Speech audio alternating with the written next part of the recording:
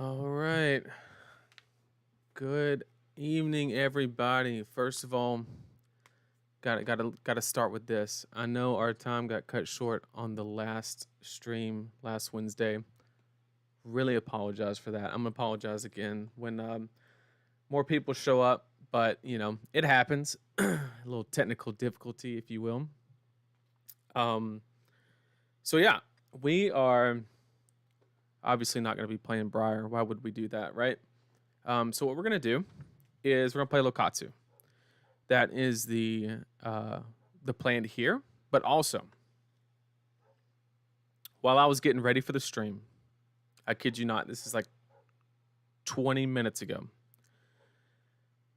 I thought of a way to beat fatigue with Katsu. Which with the card like Dojo, like it's like, oh yeah, that's pretty simple and self-explanatory, right? I found a way to beat it without pitch stacking, running a lean 60 card deck. All right. So I'm going to go over it when we get more people in here so I don't have to like keep going over it like 40 different times. But trust me when I say you can run a lean 60, beat fatigue, and the only opportunity cost is you swap some blues. That's it. And you can just beat fatigue no matter what. And it's super simple. It does not require any pitch stacking, no counting, no nothing. You just, oh, there it is, and do the action, right? So I'm going to go over that later. So I'm just going to take, once again, just a couple minutes wait for some people to get in here before we start jamming some games and going over the list and stuff like that. Just want to take like 5 minutes, kind of give my thought on some outsider. I've had a week to play some games. I know our Riptide stream got cut a little short, but I hate to say this, but that may have been for the better because the hero just is not. The hero's not there, basically. Unfortunately, I don't see in constructed a lot of viability from Riptide. It just as I kept building and playing, I was like, why am I not playing Lexi or Azalea? Like the traps in Classic Constructed were just not enough. And so that's where I landed at. I just had to put Riptide to the wayside. So maybe it was all for better and kind of let me figure that out off stream. Kind of save some people some time maybe. What's up, Sam? What's up, Justin? And of course, Damien. Good to see you guys. So yeah, like I said earlier, we're going to go over a way to beat fatigue with Katsu without pitch stacking, running a clean 60 with almost no opportunity cost. We're going to go over that later. As far as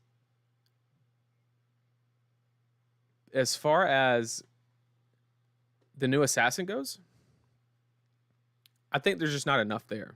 I think the assassin got the same treatment that Ninja used to get, whereas like a whole lot of new tools, but they weren't like strict upgrades. They were just like parallel options, basically.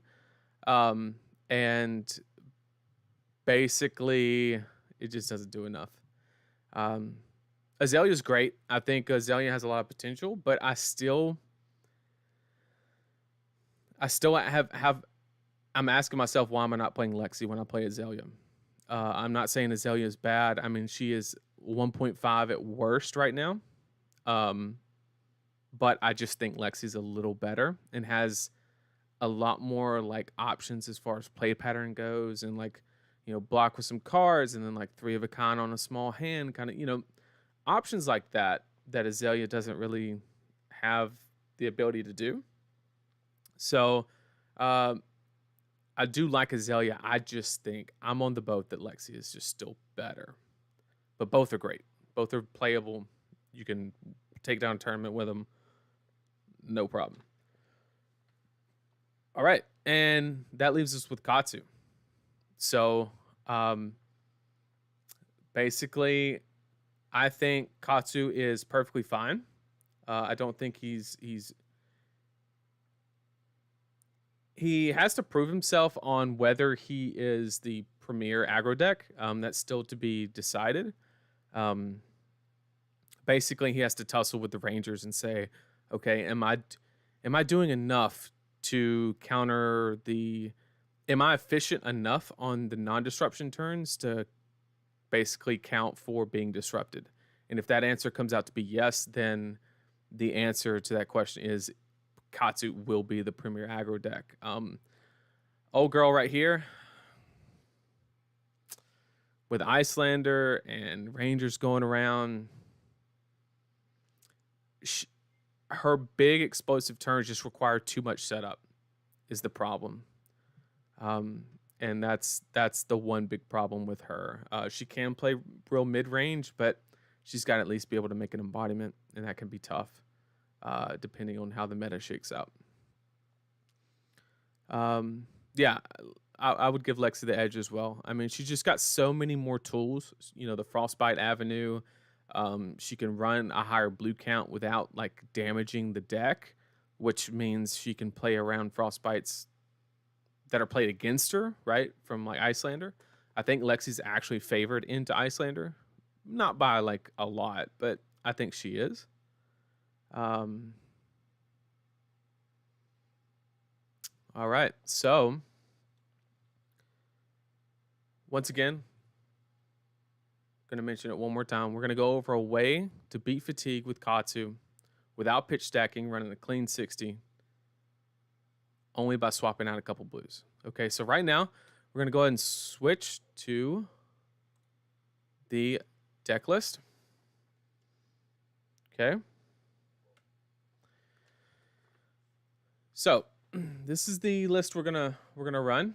I call it the Catalina wine mixer. Anybody that's seen Step Brothers can appreciate that. And hopefully you kind of know where I'm going with that. I thought it was pretty good. But so for the equipment, it's first of all, I got to shout out Damien. Damien is a semi-local, a couple hours away. I always see him at like the bigger events, the RTNs, the ProQuest. He sent me a shell of a Katsu deck, and I changed about maybe 8 to 10 cards, and this is what we ended up with. So shout out to him for basically getting me started. And so, yeah, equipment, nothing groundbreaking here. Breaking scales over. Flick knives, basically because of Battle Worn. We get the block. It's not the effect or the block, it's the effect and the block. And I think that edges it out just a little bit. Other than that, pretty standard stuff for Katsu. For the attacks, some of you might be surprised by the 1 bonds. I just think it's such a good card, and it just got so much value behind it that I think it's worth running, especially because the way I'm looking at the flow chart of Katsu, I want to like half every time I step down the combo line. So for example, Be Like Water and 6 surgings would be the equivalent of 9 surgings, right? So then we almost cut that in half by running, well, we don't cut it in half. We actually run 9 technically gust waves, right? Because we run the blue, but we're not really crazy about the blue. We're really running the 6 reds here, the Descendant and the Whelming. And then we have the bonds. We run 4, just the 1 yellow. And then we also have the Dishonor, of course. We have to have that. And then Lord of Wind. And then we have Mugenshi down here. That's a card that's sideboarded in. That is a card that is part of our anti-fatigue strategy that I'm going to go over later. And so, yeah. So this is the list that we're going to be playing. Like I said, nothing like groundbreaking, but it's the interaction between 2 cards that allows us to beat fatigue without pitch stacking, running a clean 60. Okay. I think Icelander's going to hate her life outside of, or post outsiders. You know, I've been playing some Icelander lately. I think she has the ability to adapt. Like, and what I mean by adapt, like, you know, Inertia Trap is obviously like devastating, right? If you played against like a Wounded Bull or an E-Strike for 7. But I think they end up siding the Wounded Bulls out and then always E-Strike for 5 to stop the inertia trap from triggering. And have you tested the Shuriken? Don't need it. Don't need it to beat fatigue. Already solved it. Solved it 20 minutes ago. And I'll go over it in just a second on how we're doing that. Okay. So we'll go and do it now. I think we got enough people in here where I'll probably go over it one more time, but it's real easy to explain. Okay. So how do you beat fatigue with Katsu? The answer to that question is these 2 cards right here. Time Snap Potion and Mugenshi. Okay. Now, how does that beat fatigue, right? Okay. So Mugenshi has an on-hit effect, which if you're being fatigued is never going to happen, right? You can try to line it up with a Razor, but that's kind of reaching. So basically what you're going to do is you're going to play your time snaps out just whenever you get them, whenever it's convenient. And then basically, Nathan Crawford, the everlasting. Yeah, I'm always going to be able to beat fatigue. I guarantee you guys that. I guarantee it. I guarantee it. So snaps acts as a third time snap potion. Basically, we're not using it in the regular aggressive manner. What we're doing is we are waiting for an all blue hand that is comprised of at least one Lord of Wind and then Mugenshi and Arsenal. That's it. And we have a time snap on board, right? So what we're going to do is we're going to play the Mugenshi. We don't care if it hits. It's completely irrelevant. We're just going to play it for 4. Doesn't have go again, but we're going to pop the time snap before that, right? So that's our pseudo go again. So then we have 2 floating because we just pitched a blue. So therefore we have Lord of Wind in our hand. We have 2 floating resources and 2 blues. After that, we're going to play Lord of Wind and dump 8 resources into it to make it come in for 10. And then put back 4 Surgings, 3 Gust Waves, and more Mugenshis. And then we're going, so that gets us effectively like 9 cards.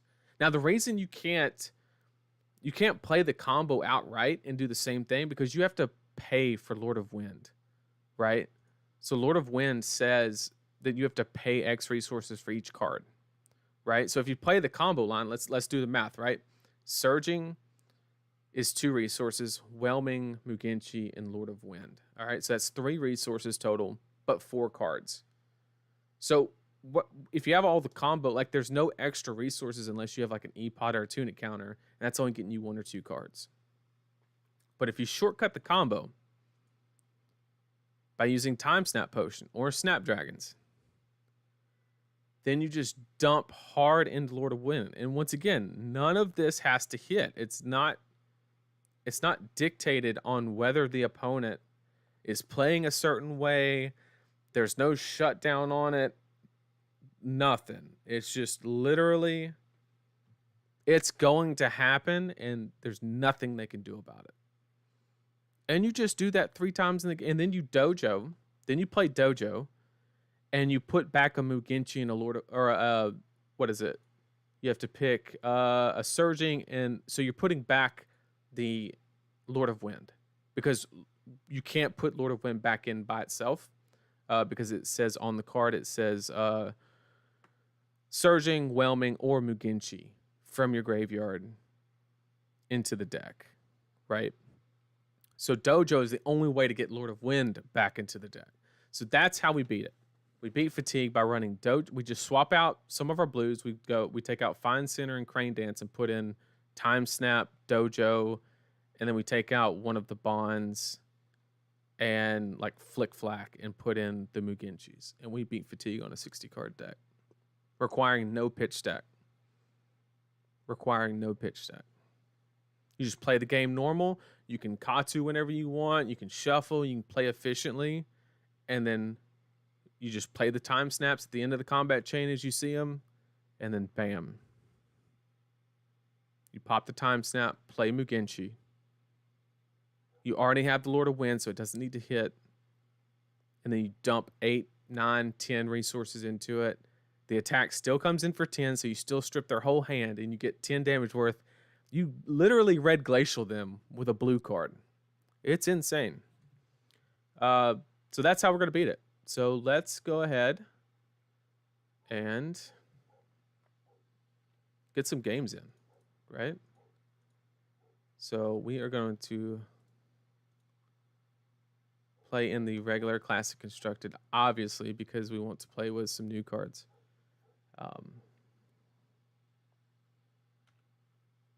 So that is how you do it, everybody. That is how you beat fatigue on a clean 60, requiring literally no pitch stacking. Literally.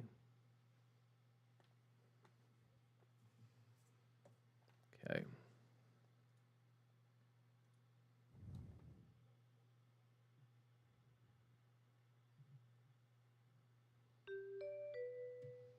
All right. So we got the ye old mirror match. Okay, so this is obviously going to be fun. Not really, but we'll do it anyway. No special spice here. We're just going to put in the flick flack because he's going to go wide, so why not?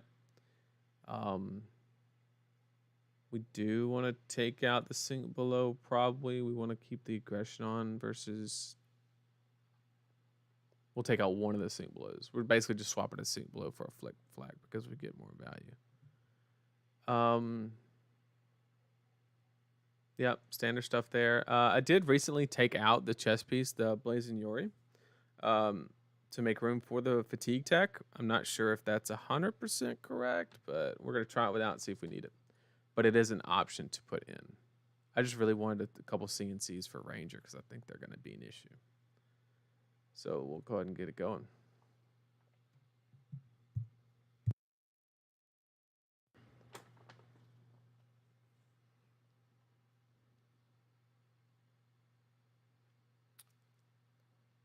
All right, so he starts on the play. Obviously, we have to be very careful on these Kodachis. I'm kind of a fan. Also, one little fun interaction. You could run this card in Zephyr Needle against like a really aggro deck. When they block it and break your Zephyr Needle, you can go get it back. It's just a little cheeky thing you can do. We want to keep our blue. Snatch is optional. Ride the Tailwind's kind of good. I think we're gonna let this one hit because we don't want to expose ourselves too much because we know another Kodachi's coming. So this one I think we'll go ahead and give up.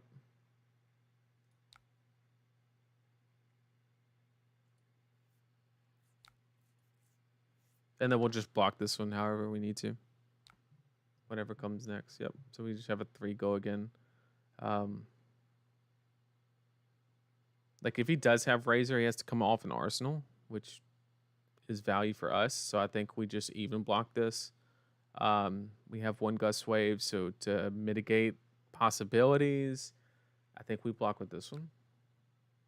Unless it blocks 2. It does. Actually, I think we're going to go ahead and just get rid of these and hang on to the blue. Hopefully rip like a Surging or something. And then if he does have 1 more attack, we could just throw the 3 block in front of it. Okay. So we did get the Surging. That's what we wanted. We also got that, which is that's pretty good. So we'll just start with the pressure and get it going. I mean, there's nothing much to this hand. You basically have to play it a certain way. The only option, because this is going to be free, but we kind of want to bonds. I'm basically thinking, do we fit in a Kodachi is the question. I think we do.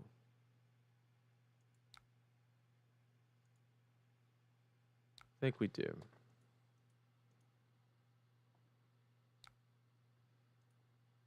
And he's probably going to let this hit, which is interesting because now, how does bonds read?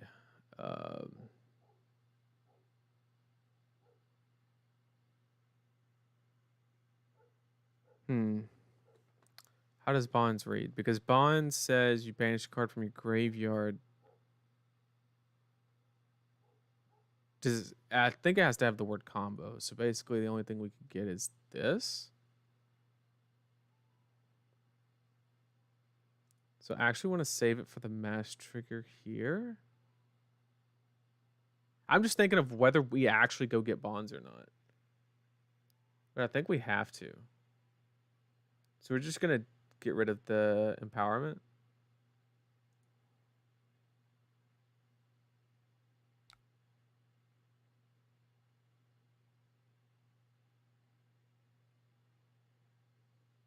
We're actually going to keep it for the mass trigger. I think that's slightly better because we don't have a good bonds target.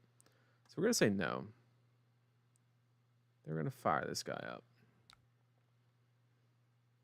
Okay, so we'll go ahead and play that, I guess, and get the... Wow. We take that.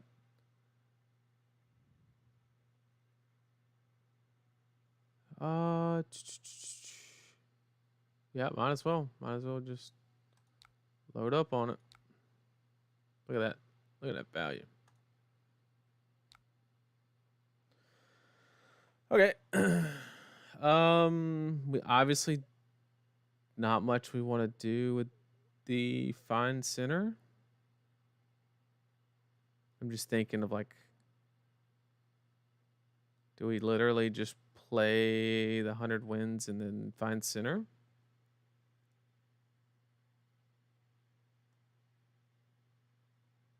Interesting.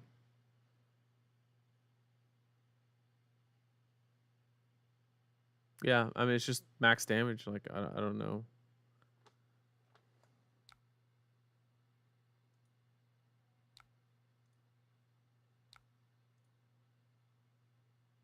Pretty good turn. So be like water. We basically have to respect this because we don't want them to have, if they don't have a combo piece, we don't want to just help them basically. So this is definitely the weakest card in this hand. So we're gonna just block 2 on 2. It's unfortunate.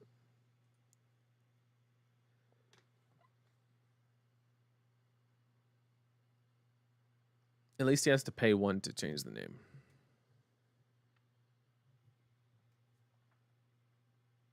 Thank goodness for that.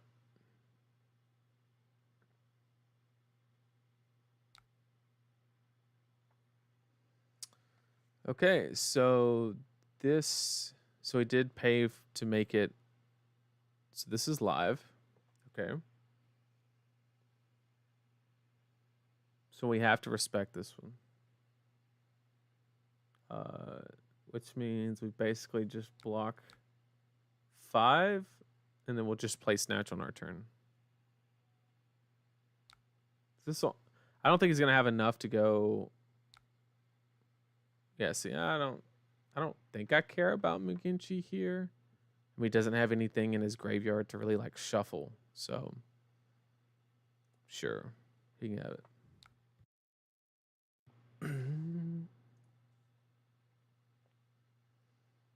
You got it, boss.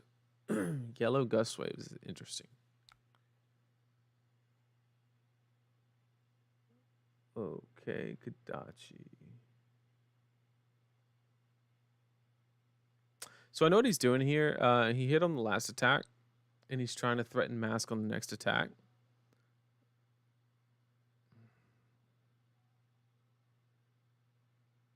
Unless he's going to undo. I don't know what this homie's trying to do. So here, like I was saying, this will be the second attack that hit. So I'm actually going to give Breaking Scales here to deny the mass trigger on one of these 2 cards if he has one. Just trying to risk management, right? Because see, now he has to present 2 more attacks to threaten mask. And I don't think he has it. Yep. So then we just play Snatch. Say, give me a card and you're breaking scales. And then we still have an almost 10 life lead. What, 9?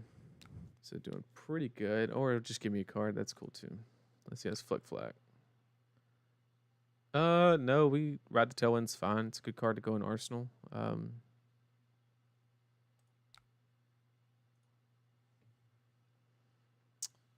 This is pretty decent. It gives us the opportunity to block a little bit.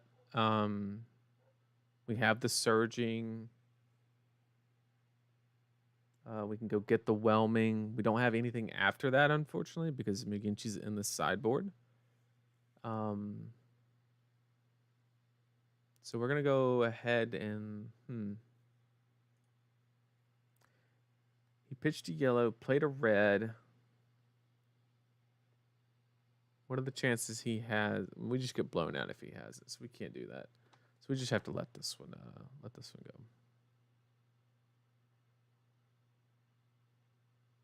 Yep.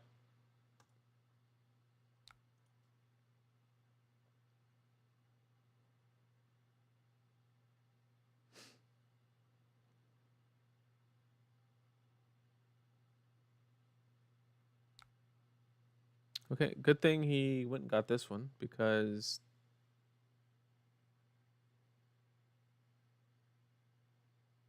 there's no way he has another Mugenchi, right?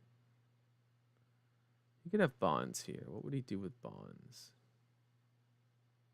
There's no like real good target for bonds. Interesting. No good play for bonds. So on my turn, I obviously want to hold the 100 wins. I want to pitch a blue. I want to block with one of my blues. And then I want to pitch a blue, play surging, hold 100 wins in the event that he lets the surging hit. Then I can go get a whelming gust wave red. And then that will basically, you know, give me options on keeping a red card or getting a better red card. The greedy play would be to not block anything, but I don't really feel like doing that.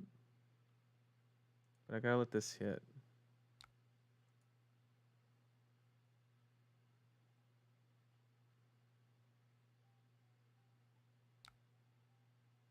CNC for 6. Good call. Okay. So we have a CNC. So what do we do about that?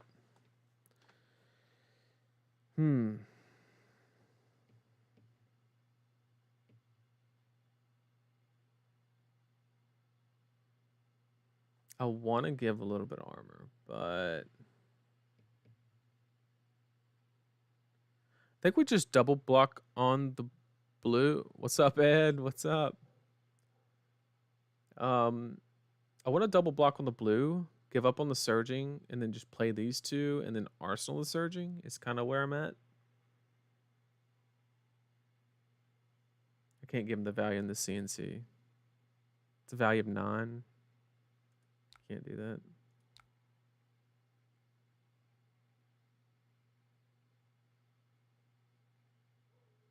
Yeah. Feels bad, but it's got to be right. And unfortunately, there's no way we can trigger mask here. We can tunic counter Kadachi on the end, but we can't, because this says attack action cards. There's no way around that. We can't even Katsu into another 100 wins. Super unfortunate.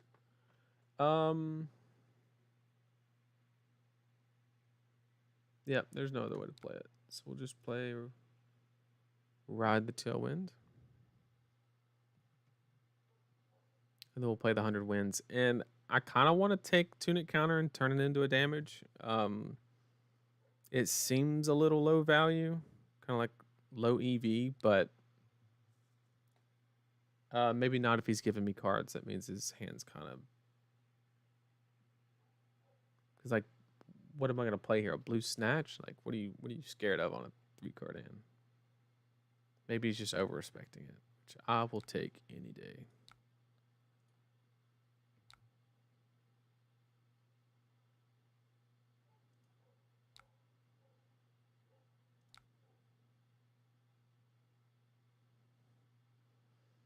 We could discard this for another. No, it's not worth it. It would come in for 4, but this is it's such a good card in our deck. I think we have to say no. And do we take Tunic Counter to swing a Kodachi? How many blues have we seen? 1, 2, and we pitched 1. So we haven't seen. I don't think we'll need the blues, so we'll go ahead and do that. Go and get a damage in. Hey, look at that. We take that. I messed up, chat. Boy, I could use that Tunic Counter right now. Boy, I use it. Man. Okay, what do we got here? So this is basically just 4 go again. He does have the blue, so this could be anything. He cannot go get the yellow. What is it? Cyclone Roundhouse or whatever. Probably just ain't hitting like she used to, huh? Yeah, you're telling me, bro. You're telling me. No, I'm just trying to broaden my horizons, kind of develop as better as an overall player instead of just honing in on one thing. And so far, I felt like it's done nothing but improve my game. So that's the main objective on these streams. Is kind of, you know, I was able to provide good value on telling you guys how to beat fatigue on 60 cards with no pitch stacking, which I think is pretty good.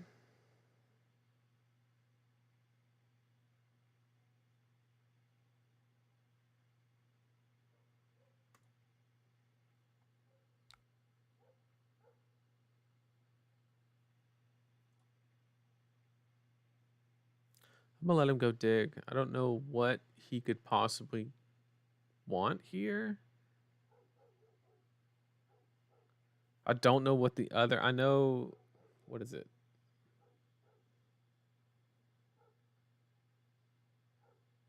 There are a lot of new cards. That's a fact.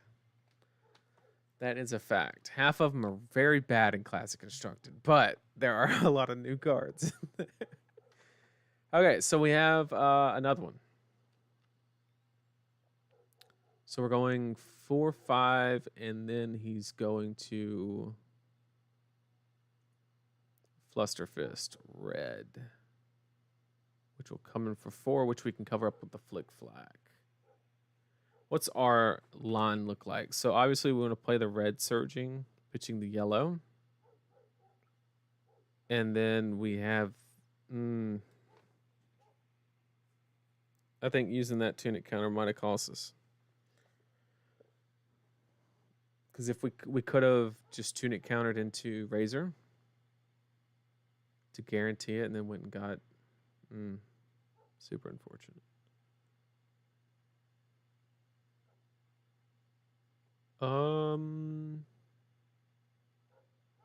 The other line is he has to just disrespect this. So it'd be 5. Then we ditch the 100 wins. Bank the Razor. Yeah, that's fun. So this is only second hit, so we're going to take this one.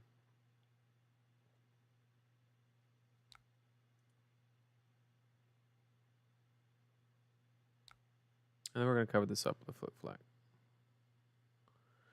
Which he could use breaking scales, but I don't.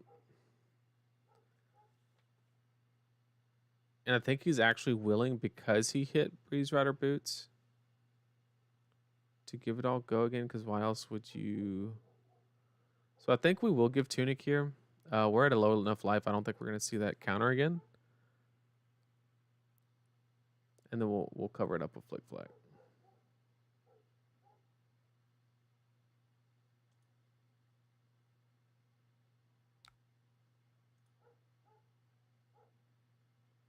Just gave Tunic to prevent the card draw because his third attack. I didn't want him to trigger mass, so.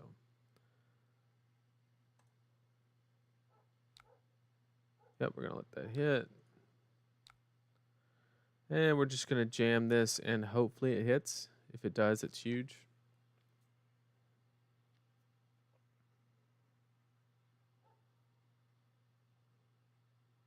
That's super unfortunate because that means he has a flick flack or a sink below, which means our default on the next play would be to just 100 wins in Arsenal the Razor.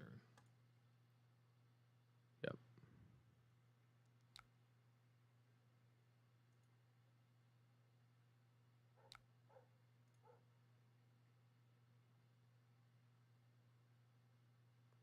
Good call on him to have the raid that I don't have the whelming basically, because if I do have the whelming, he just gets blown out here.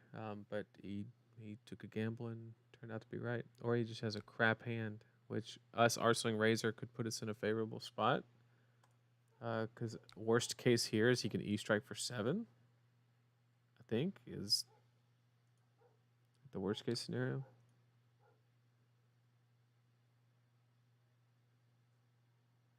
Okay. Not exactly what you want to see. But we can make it work. Razor into snatch it's never bad.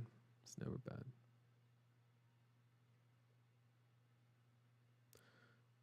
So this is Art of War, which means this doesn't have go again, which means I don't know what the hell is happening. I don't know if he knows that or not, or maybe he's just a dead card. Entirely possible. So the Claris line is to go Kodachi, snatch Razor, and then snap it. Threaten 2 draws.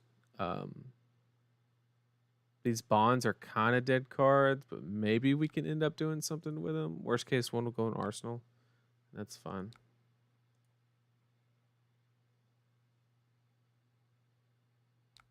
But basically, if he doesn't block 7 on the snatch, that's probably it.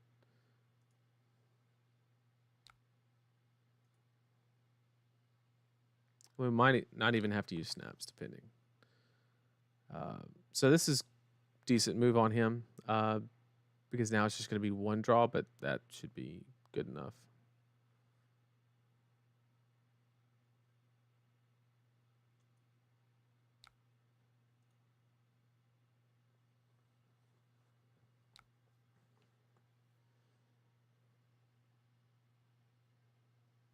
Okay.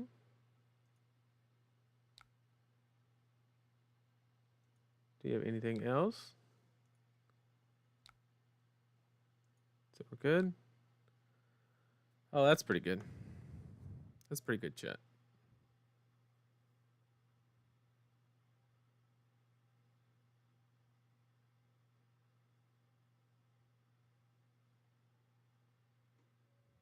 Yeah, snap was the backup if it didn't hit. But yeah, you're right.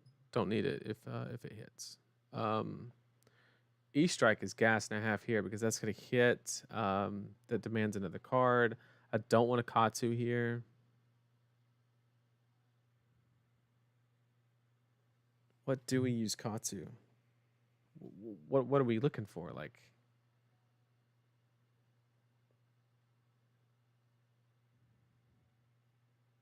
whelming? Grab gust wave. Oh, and the bonds. Do we?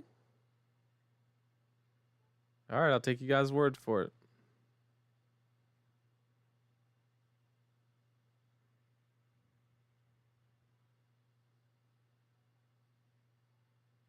Oh, because then we're gonna. Okay, I see what you're saying. Because then we're gonna just snap it.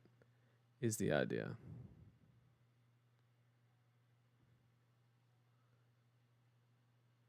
Yeah. Okay, I see what you're saying. And it still demands another card, and it keeps going.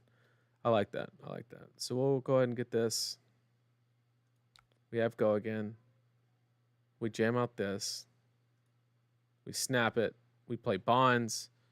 We can. We don't have a dishonor, unfortunately. Super sad. But we can at worst get 100 wins, which will be another mass trigger, which still keeps us on tempo. And we keep a bonds, which is pretty gas.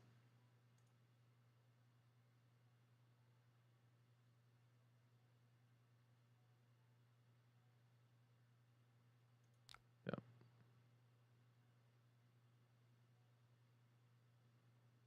There's no reason to breaking here, right? This effect's not active. It does continue the combat chain, which actually forces a double block here. Do we have a dishonor? Oh, we do have a dishonor. Oh, this is gas. So we actually breaking scales here just to hit. So it'll be the second attack that hits, which means the bonds comes in a break point of 4, which means he has to deny the mass trigger, which gets the last 2 cards. So I'm actually going to just breaking scales here.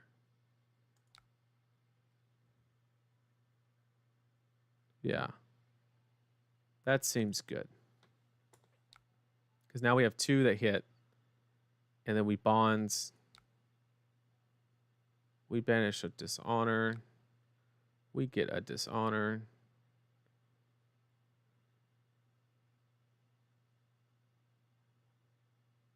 And this threatens a mass trigger.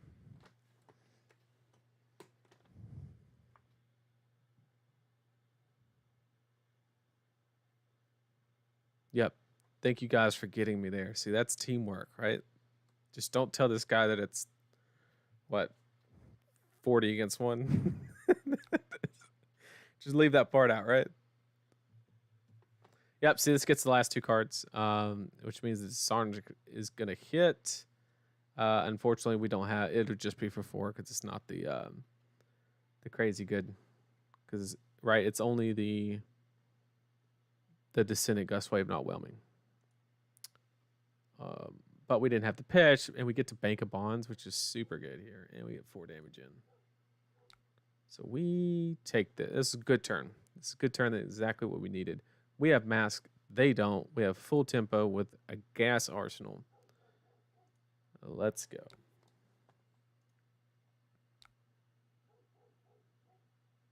Maybe I spoke too soon. Maybe we spoke too soon. Well, what can we do here? I mean, we have them at such low life. We're going to get cards. So I think we just Kadachi, ride into... We'll have 1 floating. We can just, worst case, just bonds. I kind of like the idea of doing it in the middle because I want the tailwind to hit because then we can Katsu.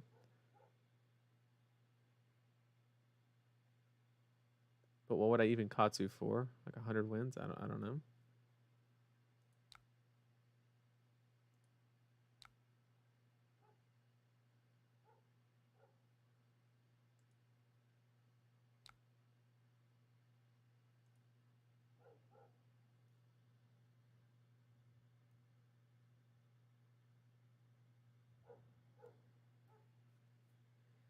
Yeah, I'm playing this one here because it kind of disincentivizes him to block because it's not a mass trigger. But I kind of anticipated that, so then we'll just unfortunately have to Kadachi and then pitch the sink below to bonds from hand is our real only line. Which still probably gets at least another card because he can't go to 1. That'd be crazy.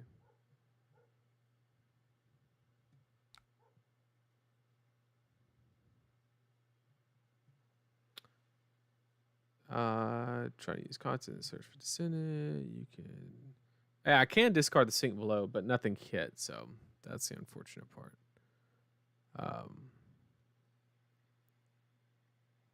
Yeah, it's a good point, Damien. I should have led with Ride the Tailwind, and if it did hit, I could have went and got my last 100 wins. Okay, he's gone to 1, so basically we just block with our whole hand, keep a blue. That's the name of the game now. Oh, Flick Flack, good card.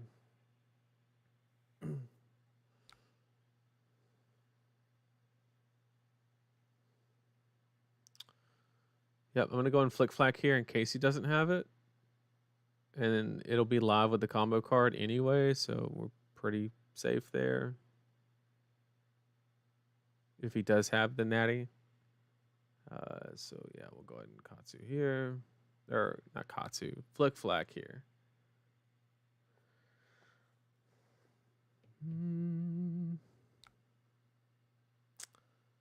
Yep, deny that. And then this is the most pathetic whelming I've ever seen.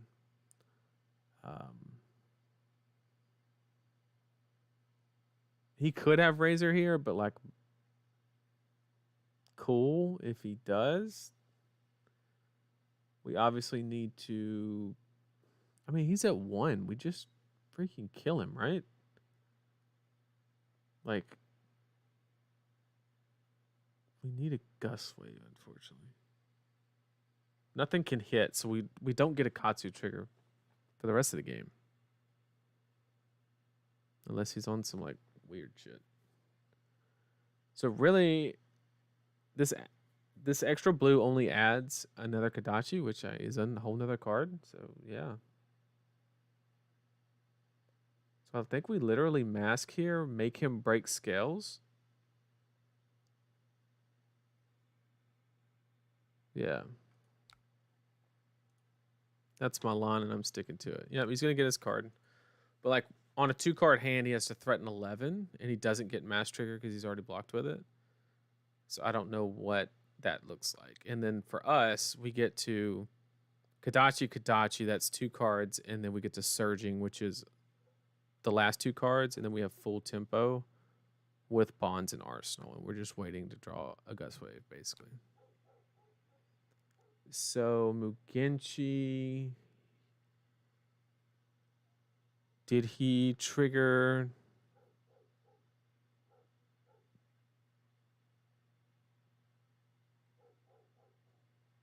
Our Flick Flack effect is not live anymore, is it?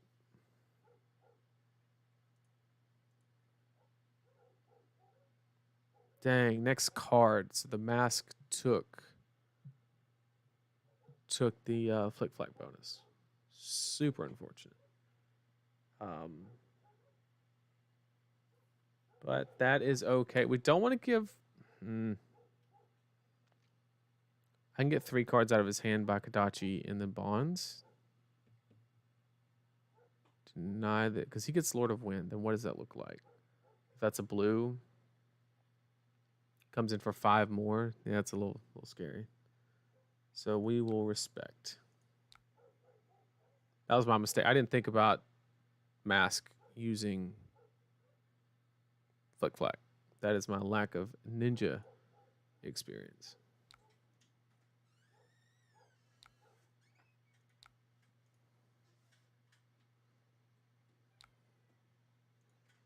And I have the option to Kadachi. That's only going to get 1 card. And if he doesn't have a D-React, which he's played 3 sinks, so it's very unlikely. So I'm going to go and rip the Bonds here to come in for 4, which will more than likely get 2 cards.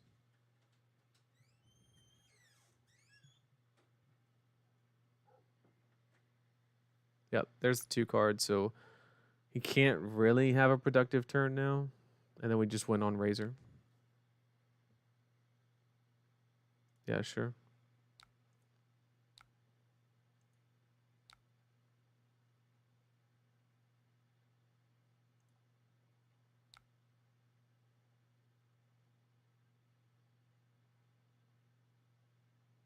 Yep, you got it.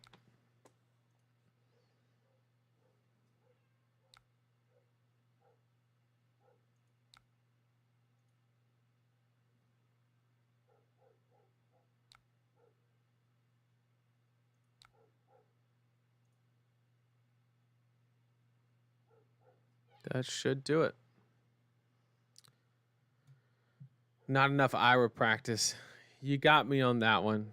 You got me on that one, Josh. You know my my lack of experience in Blitz. That is a fact. Is this dude gonna?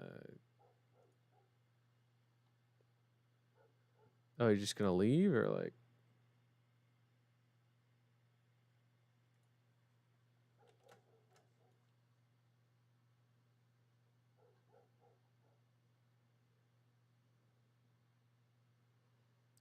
Okay. So we're just going to waste our time. All right. So that's one win. Go ahead and update it. One for the books. If we didn't have him there, we'd have him on the next one, the empowerment. Yep, I'm just going to speed this up. He can have the stats. I don't care about that. All right, here we go. So overall, felt pretty clean. I did make the one mistake of letting the flick flack bonus be absorbed by my mask. So lesson learned. You guys got me to that really good line. Great job for you guys. This must be Shapeshifter if Briar's using Kadachis. I'll tell you what, everybody's giving me crap about not playing Runeblade, but I deserve it. When you play nothing, but that for the longest time, you kind of deserve it. Okay, so we have an Azalea. Okay, so we Sink Below, I think, is better than Flick Flack. I do want to put in the CNCs to apply a little bit more pressure. Maybe over the razors.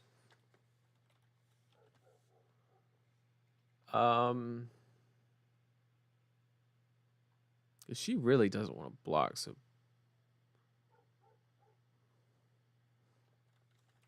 this dude's so excited. So excited.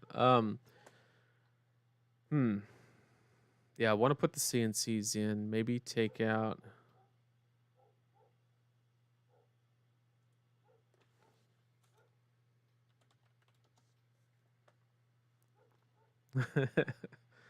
All right, so if he beats me, I gotta follow his stream on Twitch. Okay. Yeah, I think we're just going to take out the but Razor's so good. We're gonna take out Yellow Bonds. And then we'll take out one of the Ride the Tailwinds for the CNCs. I like that. Time Snap, Ed. That is how you beat fatigue. The key is Time Snap. So the idea is you play your normal game plan, your Katsu, and you're doing the dance, right? You're running a clean 60, nothing extra. And then basically what you're going to do is play some time snaps, and then you're just going to play Mugenshi straight off the rip, not the rest of the combo line, just Mugenshi. Pop time snap before it, obviously. And then you're going to play Lord of Wind and then pay like 8 to 10 resources into it to put all your surgings and your whelmings back in the deck. And then you're going to then continue to use the dojo to put the Lord of Wind back, and you keep doing that, and you basically get to do it 3 times, and it's like insane. Okay, so yeah, we have to take some damage turn 1, but he gets off an arsenal to do so. How does Inertia read you turn 0? Just everything goes to the bottom of the deck, and I draw a whole new hand. So it doesn't matter what I block with. But I guess the worst card here is Bonds. So I guess, is it Bonds? Because we want to be able to go get it if we need it. So actually Empowerment's the worst card. Because if I'm not mistaken, right, all this goes to the bottom, right? Oh, it's at the beginning of my end phase. Okay. Well, this worked out. So, because now we can just go get Whelming, ditching the E-Strike if he doesn't, if he has a problem with that.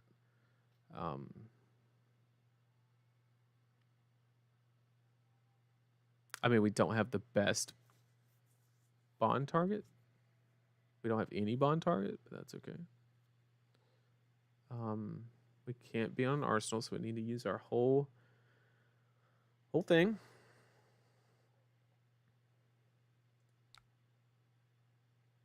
All right. Hopefully he's not. Hopefully he's not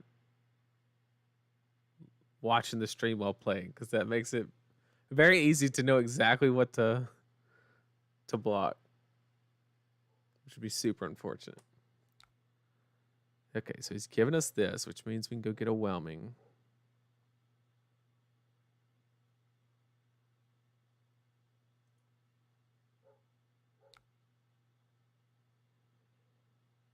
Okay, so we do trigger Katsu.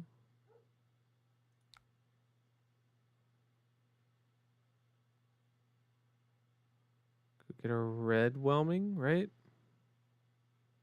We don't have a dishonor, anything like that. Yeah, we just want the draw.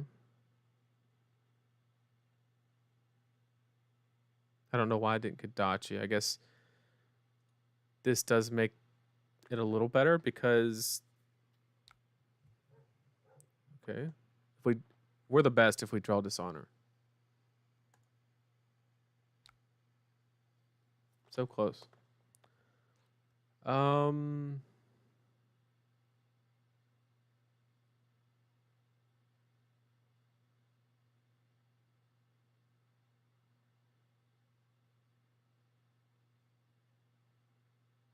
Yeah, we have to end, so we can't. It doesn't really matter.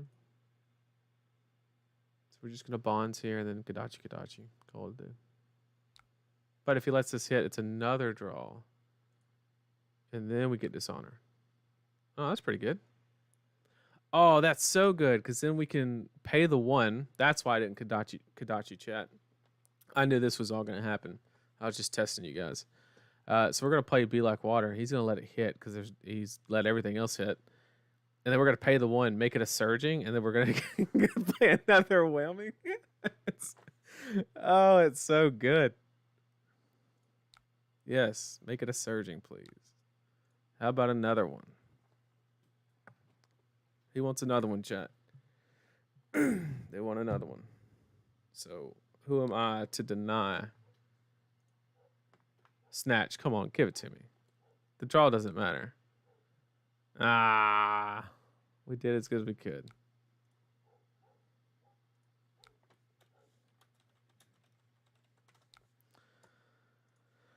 Can't have it all, right?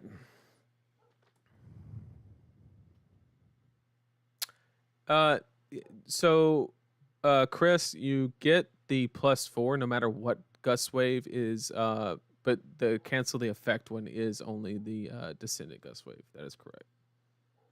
But I would come in for 4, which is good value. Look at all them chain links. Put them to 20 off the rip on 4 cards. Let's go. Okay. What you got for me? Oh, I can't pitch certain cards. Okay, so he's giving me every type of token basically, and he's coming in for 11. Okay, no arsenal, so CNC is extremely devalued. We have no way to Katsu because it has to be 0 calls. Super unfortunate. So really, the hand's kind of dog water. I'm not gonna lie. So I'm kind of in favor. I mean, we can't even block this if we wanted to, right? It's 6, 10. We could give breaking skills, but we have to give everything come off an arsenal. And that's the only way we could do it and set up an arsenal because we get this, and we technically block 13 if we do that. So I think we actually have to give it up. Got to play discipline, chat.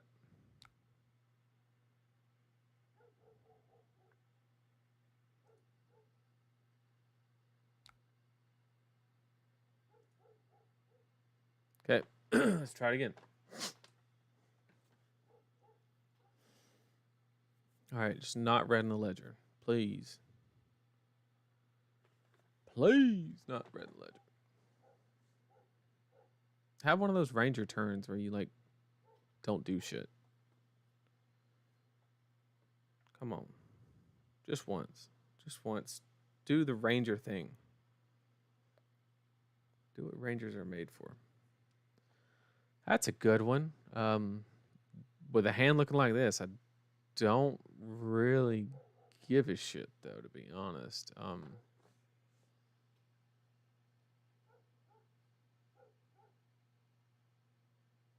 It's the aim counter. It's an extra damage. That's cool. Seek and Destroy is kind of cute. I mean, it's a lot of damage. I ain't gonna lie. Like, good on you. So we get a blood. We get 2 blood rot, pox, itchy thing, whatever. Which we can't get an arsenal anyway. So if we have any overflow in cards, we can actually just use to pay to prevent the because I really want a Kadachi, obviously. I mean, the line's obvious.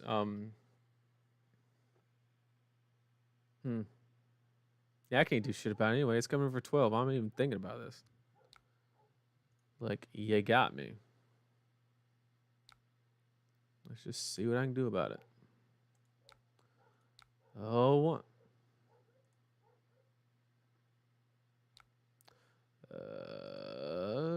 2.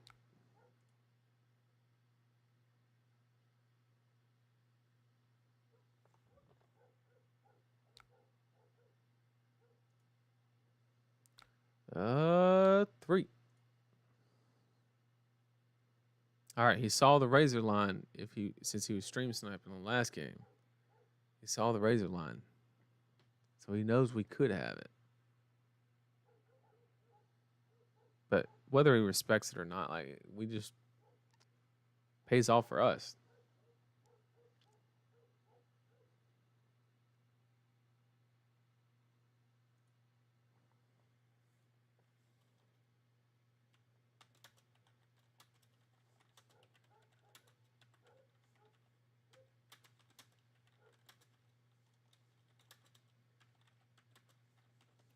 He said, "Do I play Razor?" And I said, "The more you mess around, the more you find out." Let me see if I can make this bigger for you guys. Oh, whoa. Is that better, chat? Is that better? We do play Razor, boss. He said, "Oof." Oh, no, not like this. Oh, give me the blue. Please, give me the blue. Oh.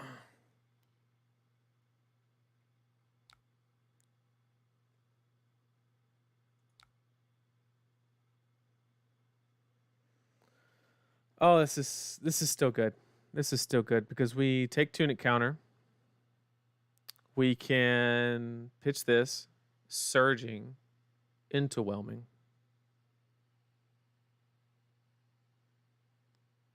Literally so good. If I had a blue, this game would be so over.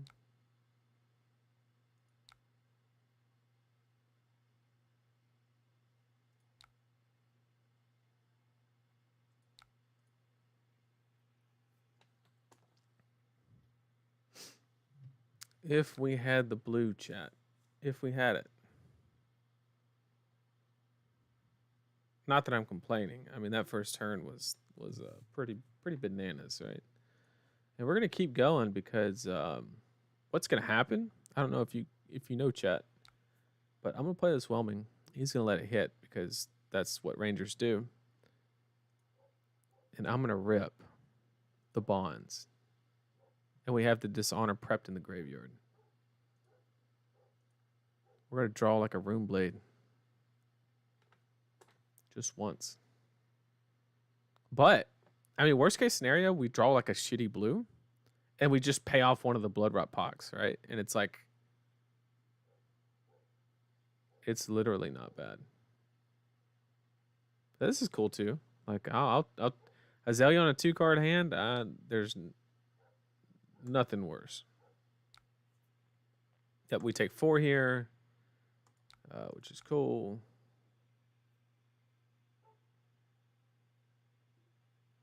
Yeah, I would have liked the scales, but he blocked well. He blocked 5 on it. Well, this is cool.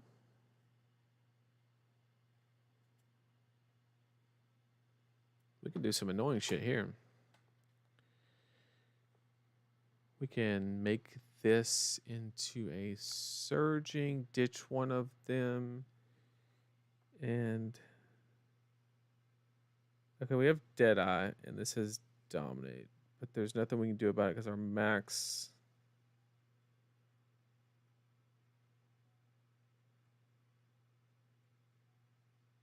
It does have an aim counter, so it's active. So look at the hand, choose discard.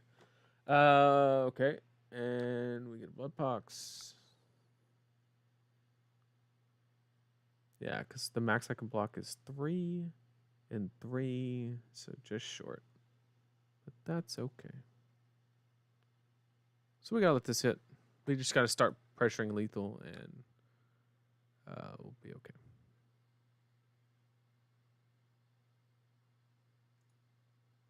Unfortunate though. Probably gonna take my blue here. Maybe one of the Be-like waters. I don't know. Not 100% sure which one's correct. Yeah, I thought he'd take the blue. But that's okay because we could just throw 9 when he's at 10. So that's pretty good. That guarantees we get at least 1 card, right? Because that'd be a mass trigger. So yeah, we'll just play it.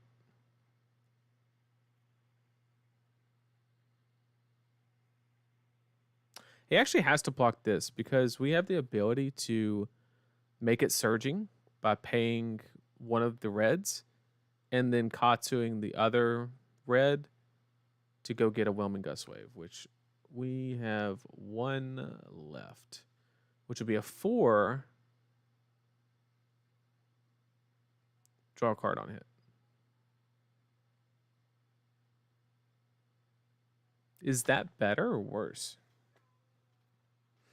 That sounds worse because it's 4, draw a card on hit. The average value is coming off of it's 3.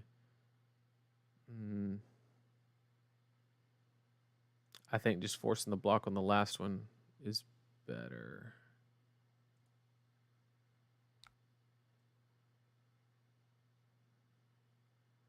I mean, we have 100 wins, right?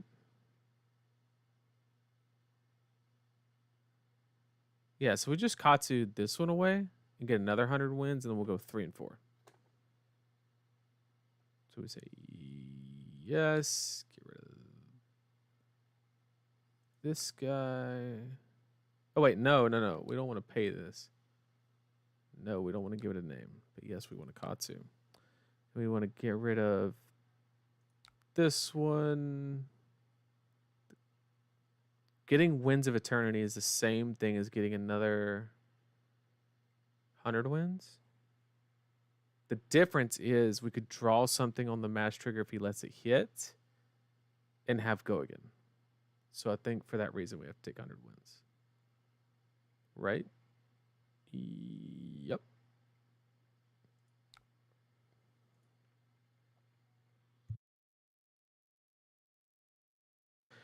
Yeah, Will, I was thinking about grabbing Winds of Eternity, but it'll be 3 attacks long, and if the mass triggers, basically the 100 wins, they're both coming in for 4, so there's no difference on the damage, but the wins has the go again on it. Or the 100 wins has it, not Winds of Eternity. So I could like draw something like a snatch or something like that, but he's obviously sees what's happening, and he's not gonna let me do that.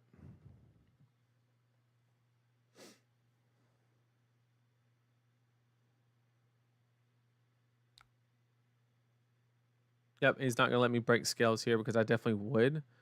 Being at this life total, I would 100% do it. Which means normally I would Arsenal here, but I don't think with cards like Hemorrhage Bore and stuff like that, like it just feels dangerous to do that. So we're still gonna play it out. Although I would love to be able to just Arsenal it.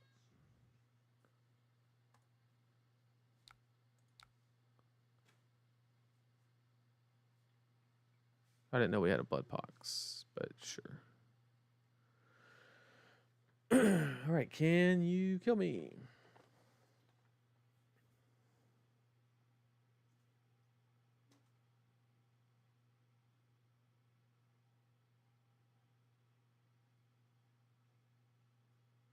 Okay, we have a Bolton shot, but no way.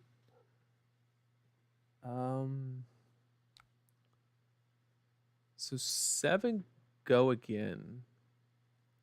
Unfortunately, we have to respect this because the only way he can fire another arrow, well, that's not true.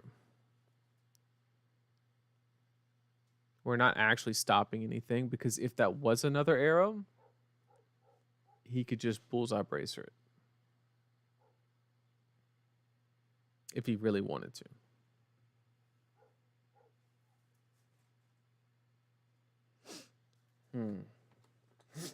It's actually very interesting.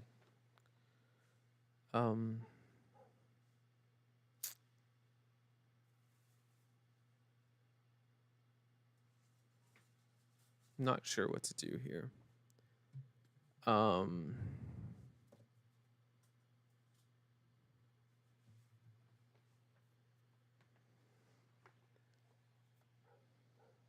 There's no combat tricks, no razor. If this hits, he gets to reload, which means he fires another arrow because it says go again. But he could do that anyway at +1. And this may have an on-hit effect where this doesn't.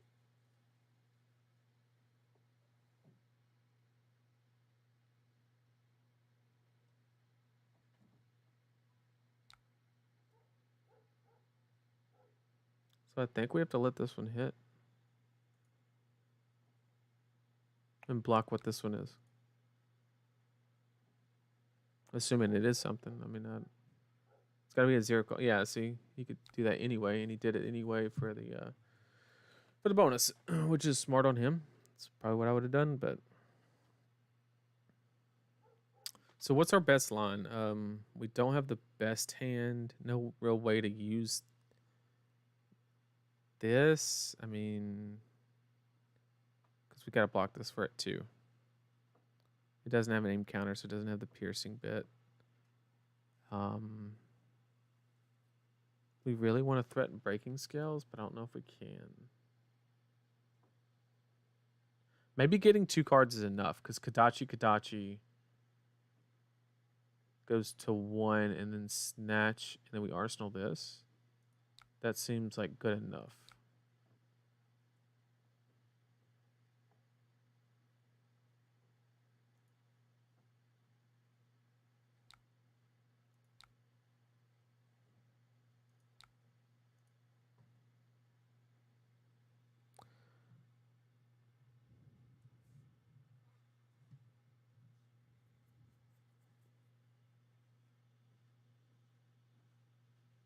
Yeah, he could have Azalea'd there, but it would have been blind, and I mean, I have armor, so a dominate like 5 or 4 arrow isn't really.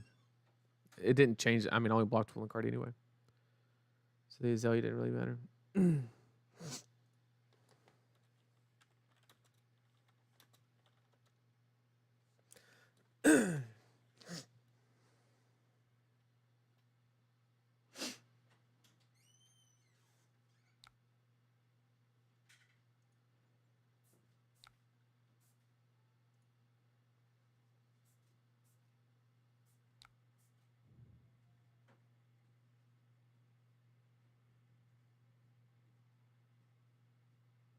Yeah, it's a good point. I should have actually blocked the empowerment to send 2 at the end. I could have snapped the good catch, because that's a whole nother card. It's very important in this part of the game. Because he can blind Azalea for game here. Depending on the hand.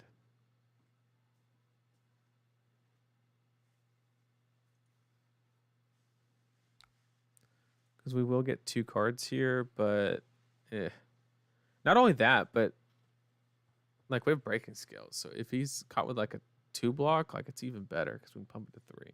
Yep, I misplayed on that one. Might have cost us. Yep, I should have blocked with the empowerment. So there's our 2 card block. We have to keep it there because, see, if I would have played that, it would have been a whole nother card and we won the game. So that's my fault, chat. If we lose this one, it's on me. But he still has to have like a very specific hand to beat us. So we'll find out. He basically has to blind Azalea here and hit. Oh, that's a good one. Only if it has Dominate, though.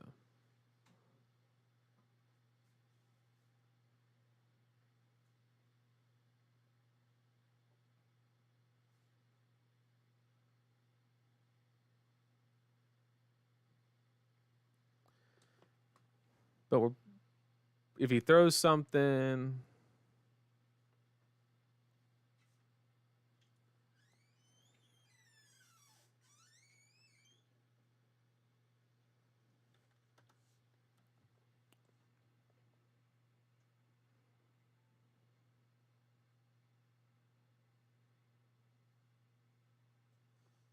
Yep, and that's game. Because he can't fire the arrow, but he did have the opt on that. That's why he undid. He wasn't doing anything shady or anything. He's good.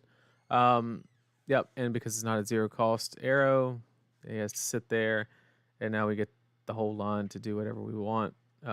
Which means with this card, we just win the game.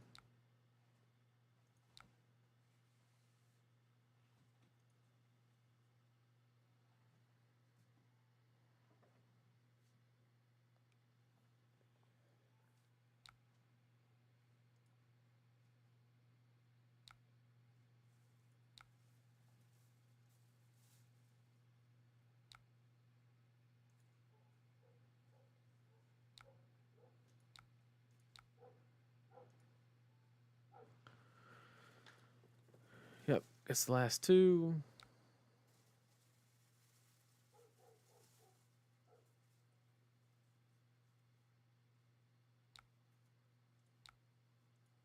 And that gets it.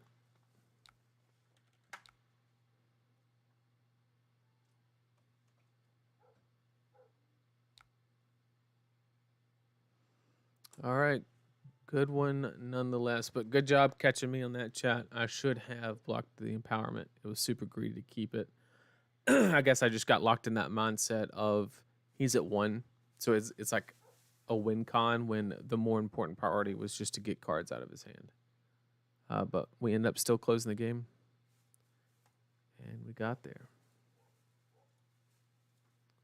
We got there. So let's go ahead and update that. 2-0 with Katsu, chat. I'd love to get a fatigue game in to show you guys the strat there. Nova.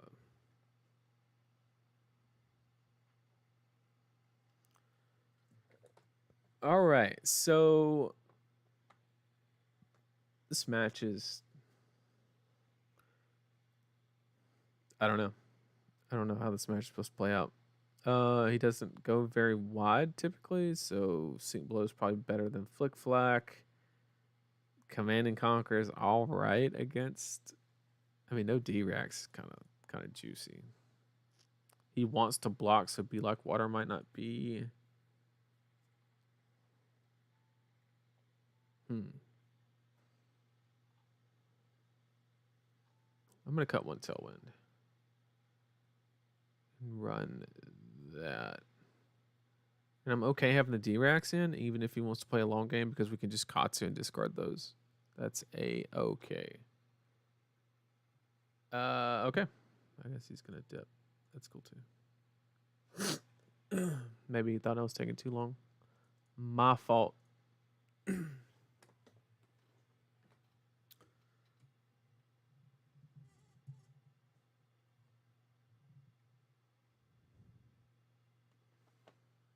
Is everybody excited about the pre-releases? I know I am. I'm ready to open some packs and play a limited. I think the limited for this new set is going to be so good. I've been tired of limited sets where it's all about racing and just like, playing 5-card hands and 4-card hands, and hopefully this goes back. I'm just hoping that like there's nothing cheesy with like BNG and just like, because I see a world where you just draft as many 3 blocks and a bunch of blues, it costs 0, and you just Kodachi him to death. Yeah, yeah, 3-0. Yeah, that counts, right? Yeah, hopefully there's nothing like super cheesy, but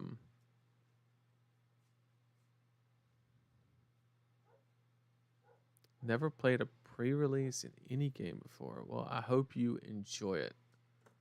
I really do. It's always a blast. You get 6 packs, you open them all, and you just build whatever you can. Also to note, in a non-professional tournament, you can switch. So like between your games, if you build nobody wants to play against Katsu. If you want to play Benji, you can play Benji the first match, and then you can change your cards around and play Assassin or whatever. As long as all the cards are in your pool from your 6 packs, you can change heroes every single match, as long as you're not in a professional level event. So if this is your first pre-release, you will kind of want to get a taste test on all the heroes, feel free to do that.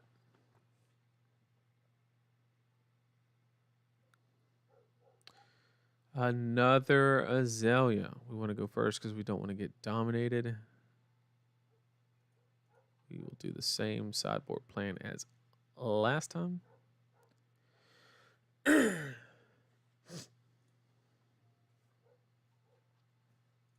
Since it worked out so well, right? Okay. That's pretty good.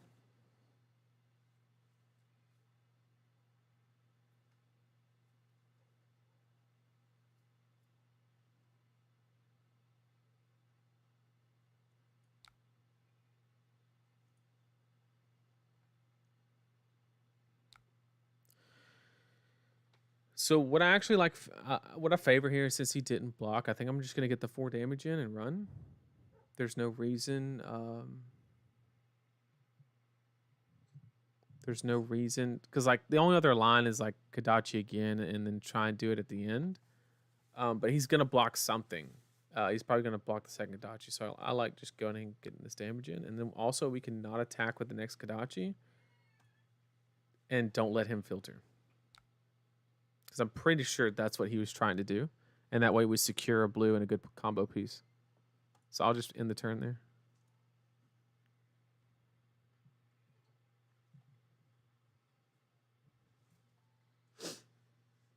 All right, we have a red in the ledger. This one does not have dominate, and we have a good blocking hand. So we got options, chat. We got options.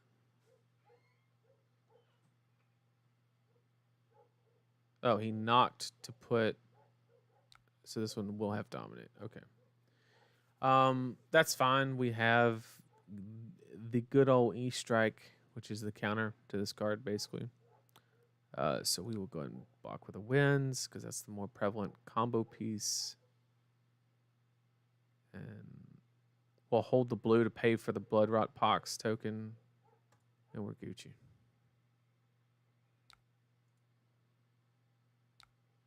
So we will E strike for 7, and then pay the tax at the end.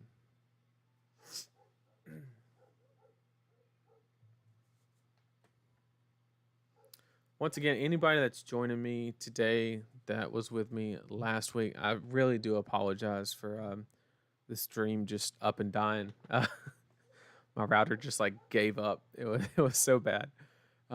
Really do apologize for that.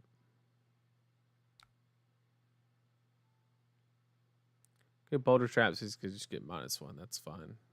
Probably on mask, I guess. Maybe break his skill. That's fine. I actually rather him do that.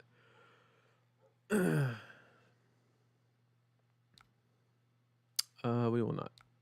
Yes, we will.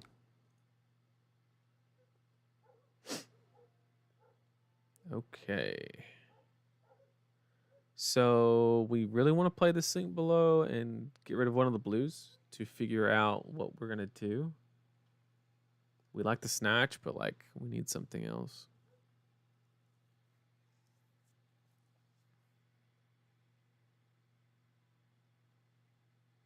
Okay, we have a non-threatening arrow. Let's see if we can put a pump on it that actually matters. Inertia would suck here because we have a whelming and arsenal that we, at the surface, doesn't really seem like very easy. Now, hang on. This rabble. What is this rabble? Because he can't get another arrow into arsenal unless he plans on. He could play another codex. That'd be pretty good. Yeah, I think he's got another codex, I think is what he's trying to do. Or he's going to go ahead and just use bracers here. So we're going to block and save the sink blow for the next attack, assuming he has one. Yep, bracers into the next attack. And it's a drill shot. Okay.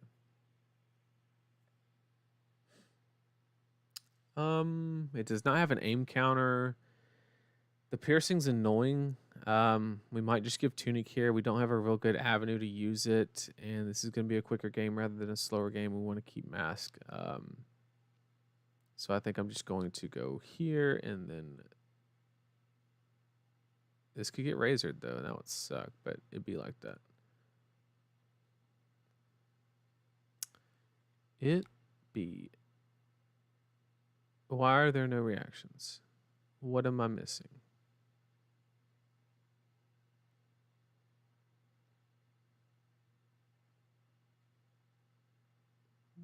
What am I missing? Why can I not play my sing blow?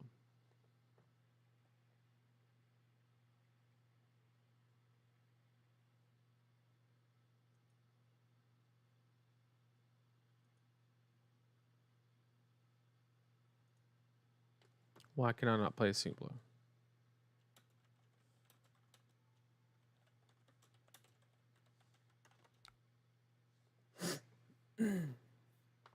I don't understand. It doesn't have dominate. Not that equipment would matter. What?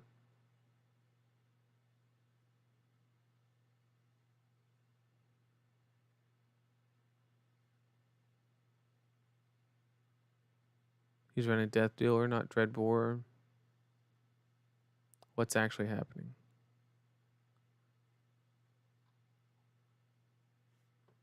Chat, anybody?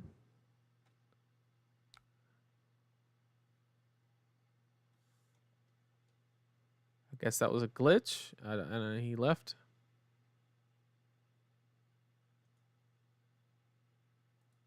Not sure what happened there, chat. There was nothing on the chain. The Quiver just puts an aim counter. Like there's nothing. He rabbled into a drill shot. Like nothing says I can't play a D-React. I don't know why Tower Shard locked me out of it. It had to be a bug because that doesn't.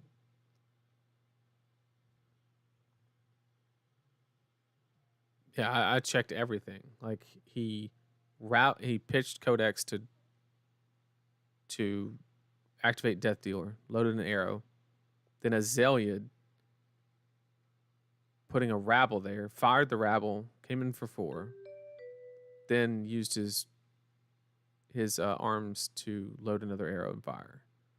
But it wasn't remorseless. It wasn't like it was just a drill shot. I don't know why I couldn't D-React.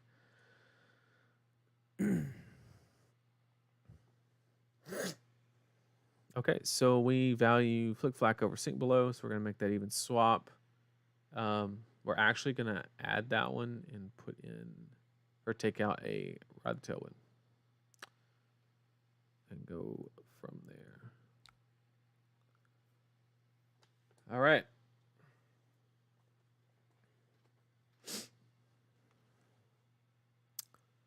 Well,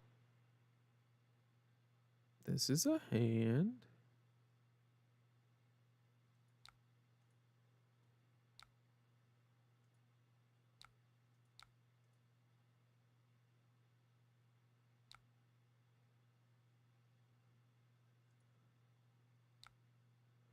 Sure. Take 2 damage and Perfection. I don't know what else. It's pretty good.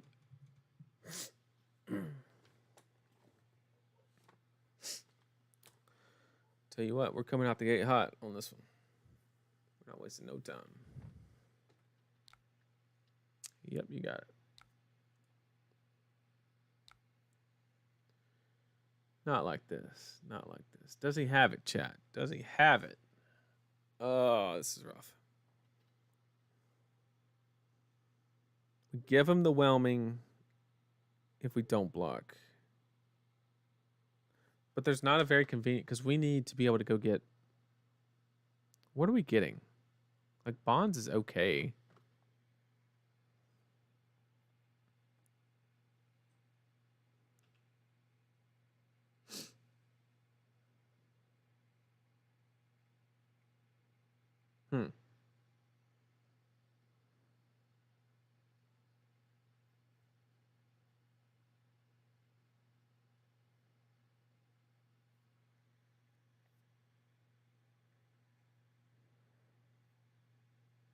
So since getting bonds here is kind of lackluster, I'm just going to... I'm going to say he doesn't have it. I'm going to hope he doesn't have it, man. You ain't got it.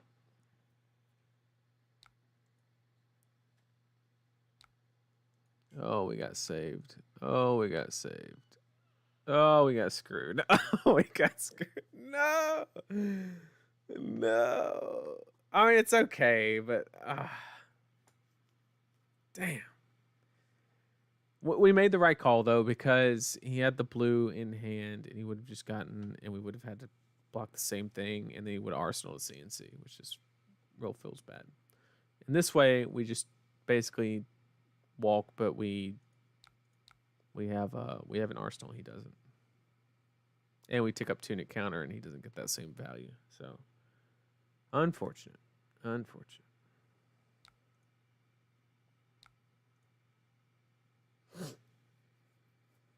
Now, we can work with this.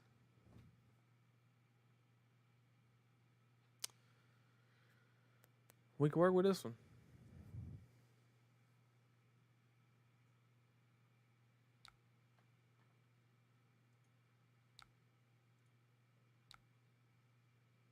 All right, I'm going to preemptively...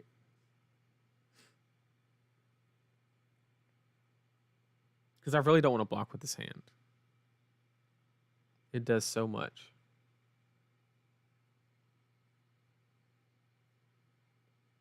It's kind of risky, though.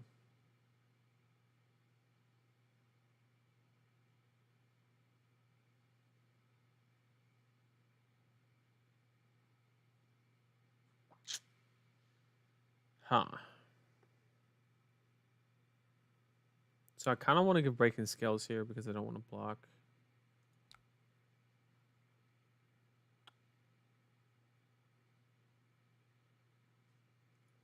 And it'll mess up the mask. Hopefully he doesn't have 3 more attacks. Yeah, he can have that one all day. You can even pop your boots and not get the block out of them. I'm okay with that. Sure.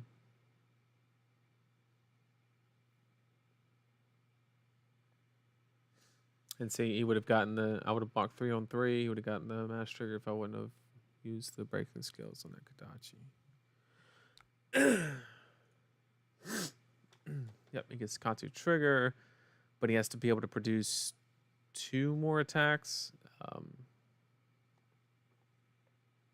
Sure, so he basically dealt the damage because he never blocked with him. It's pretty good value there. And depending what's at the end, like, I mean, we may not care. Okay, we have bonds, but it was the different whelming on the gust wave. Okay.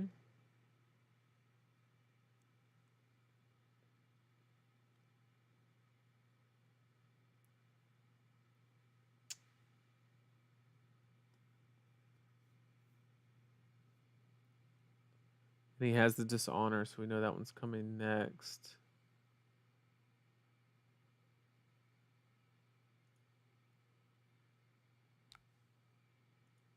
So here, I think I have to give up Tunic. I have to block. I mean, he can scales, but like once again, we deal damage if he does that effectively because he didn't block with him. So I think we block with Dishonor because we have bonds anyway, and give him Tunic here. And if he wants to break scales, he can break scales. That's fine. Just for a random card, like I don't know, doesn't seem good. All right, so we're gonna start with this one.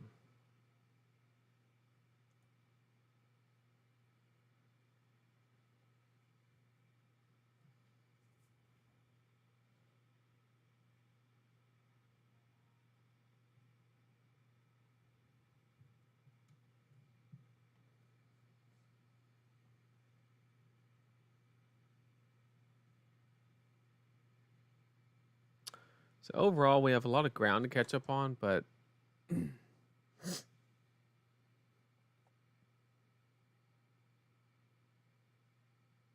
I probably should have Kadachi'd first, but because I think in this situation we actually want to go grab the other one. But we have a decent play if he blocks this. Yeah, so if he blocks this, we're just gonna Kadachi Snatch.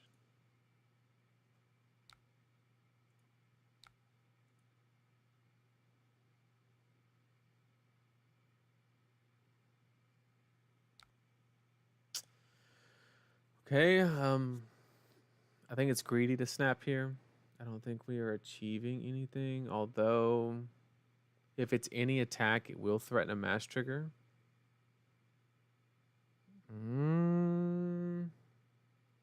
And we could Katsu if we draw a 0 cost and threaten a mass trigger. I think it's actually worth here. We get blown out by Sync Blow, but I think it's slightly worth. Okay, so we got the Snatch. Okay.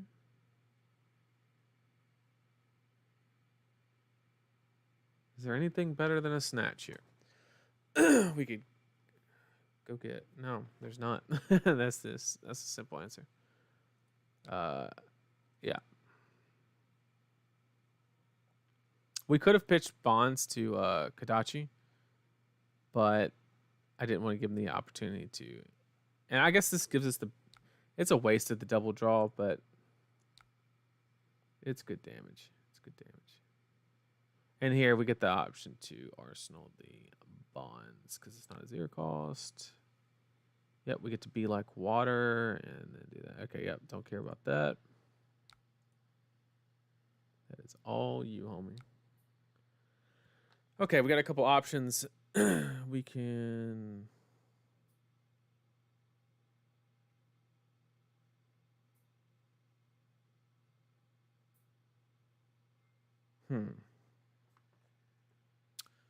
What's the best line? So here we could actually... I'm going to be like water. If he lets it hit, we'll pay, name surging, and then we'll go through the line. But if he blocks it, my backup is going to be Kadachi, E-Strike for 7, threaten mass draw.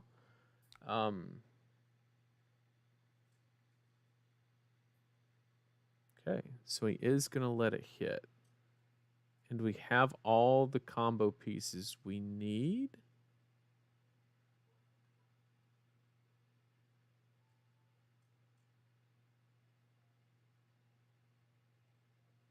Right?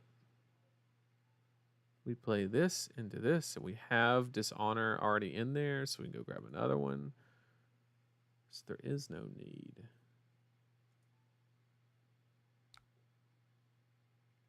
Okay, so yeah, okay, we just fall back on the next one.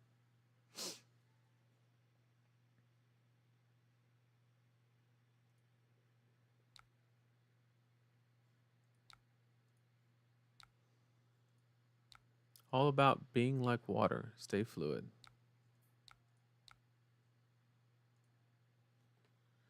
Unfortunately, it gets mad value on the flow flag here, but there's nothing we can do about that.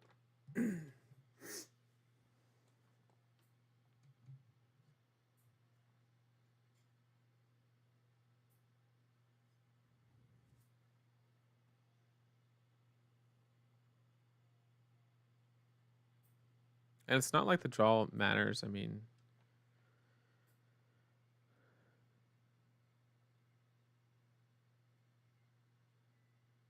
but if we keep him down to 3 cards, if he gives us a card here and gets the yeah. See, I don't mind this. We still get a value of 2. We want to keep that because it's a combo piece. So we will not that we kid anyway, but so this is pretty good. We got options. So we have the natty. Just boom, boom, boom, boom, boom. Dishonor. Good.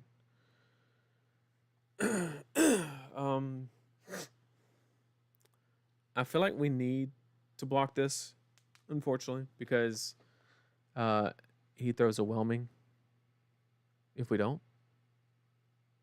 So I'm going to go ahead and use sync here. And we will not.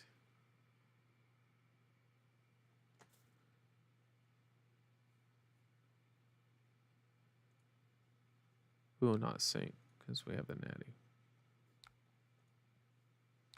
And if he has snatch at the end here, I'm going to cry, but it'd be like that sometimes. Yeah, I'm going to have to give you this mass draw, bud. Hopefully you draw like fine center. Come on. Not. Oh, because then he can Katsu, of course. And he's going to go get Rising Knee Thrust. Yep. That sucks, but also doing business.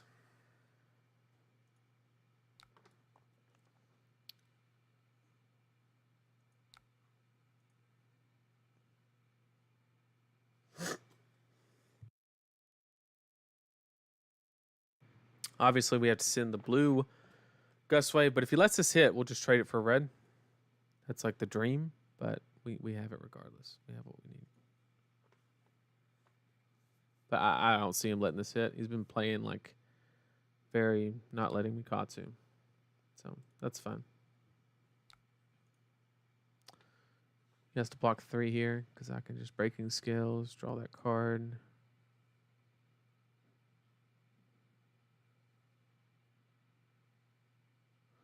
Then we play the old 0 for 8 because we do have a Dishonor in the graveyard.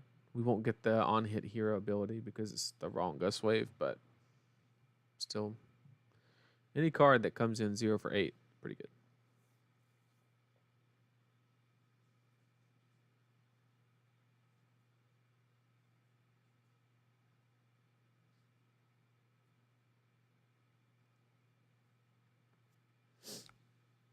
Yep, there's the block on that, and that's okay.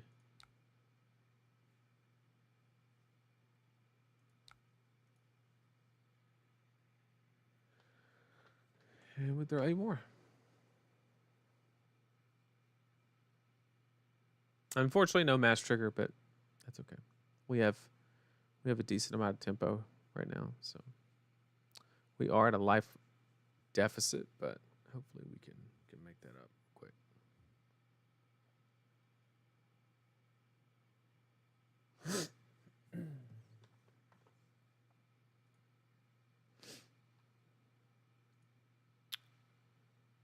Yep.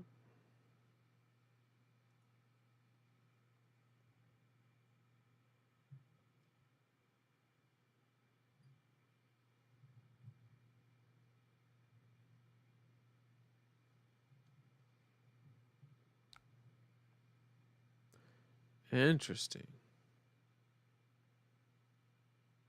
Okay.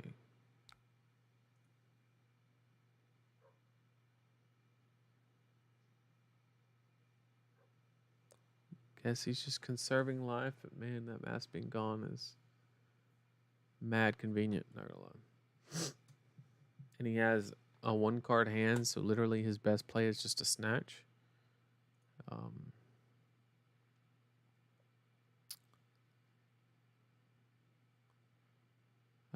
And then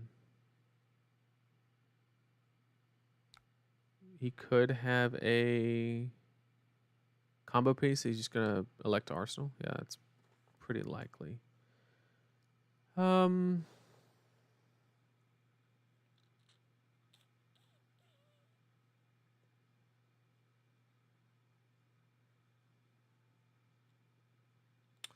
So I'm going to elect to Gadachi.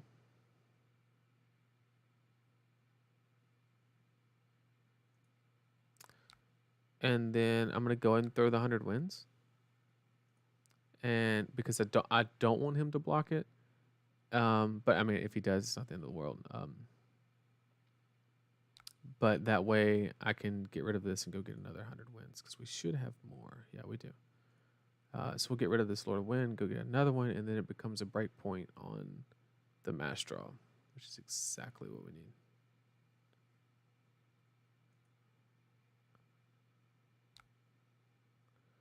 I would love to. Winds of Eternity. Once again, we're gonna do 100 wins because we want the go again, because we're threatening mask and we have breaking skills up. We need the go again because snaps are down. So we're gonna grab 100 wins instead of Winds of Eternity.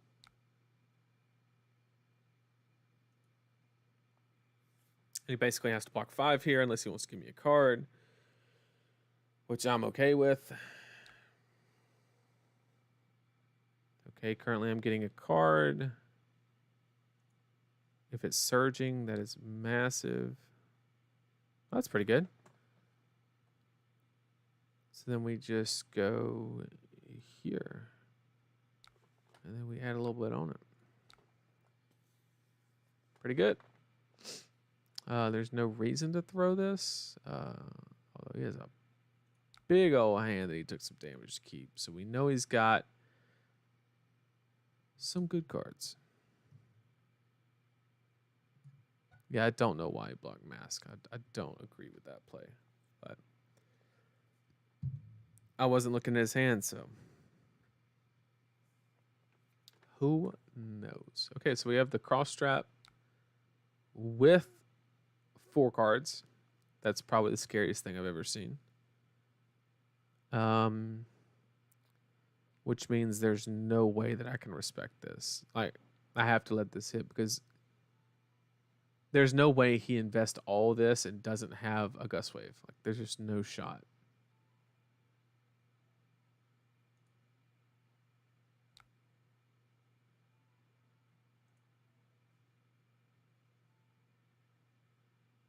I mean, maybe I give him something he needs, but like, I can't. I'd have to give Mask here in 1 card. Okay, got rid of a double strike for a bonds. Okay, so we can block an even 3 here, which is convenient. And he does have a dishonor, so it'll be 4 and 4. And he has whatever these are. I don't know what these are, but he doesn't have go again, so probably an empowerment. Oh, 1, 2. Man, if he has the last one, I see what he's doing. He's gonna empower and breaking scales and draw a card, but there's nothing else he can really do with that extra card other than swing Kodachi. So I'm gonna let him have this one. Oh, I'm just gonna block 3. Is what I mean. But if he has the empowerment and the breaking skills, I think that's fine.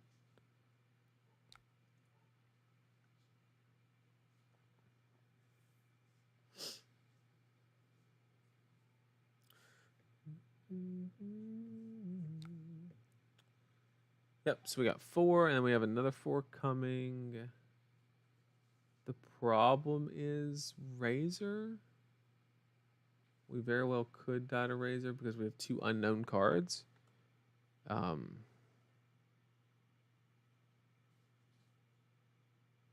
wait. He banished Whelming Gust Wave?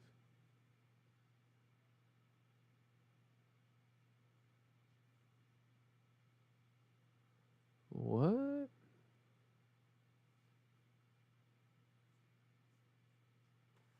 What's happening?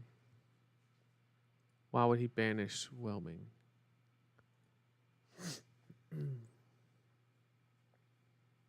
Does he have another surging? Bro, if he has a blue and a surging, that's bonkers, bro.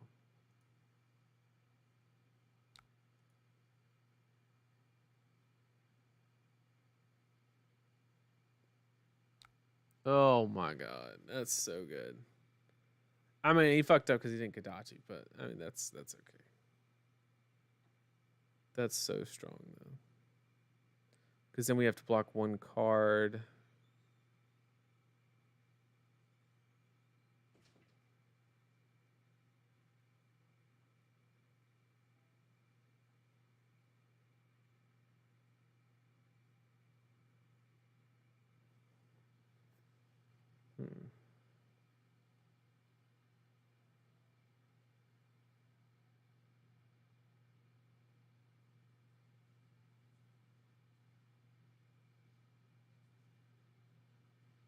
That's so good.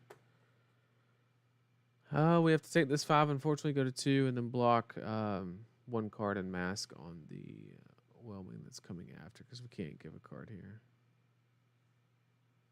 Oh, we go to 1, though. I don't see any what other... I mean, we could prolong the game, but I don't know what that does. Like, what does that accomplish? I guess we have to, because we can't get a 1. We need him to brick, I guess. That's our out. So he just needs to brick. Sometimes that is the out.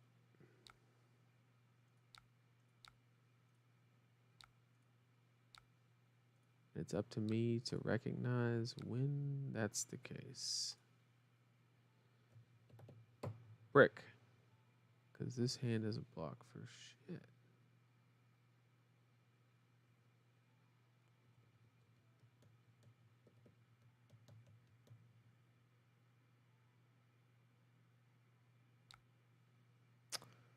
That's not a brick, sir. In fact, that means I actually have to block that because he can't go and get a combo piece. I can't let him.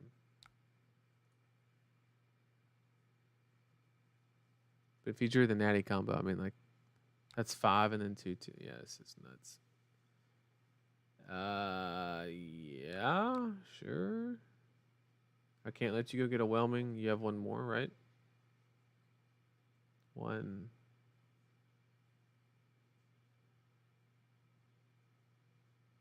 Yeah, he has one more, so I can't let this hit either. All right, one more red one. With breaking skills up. Unfortunate.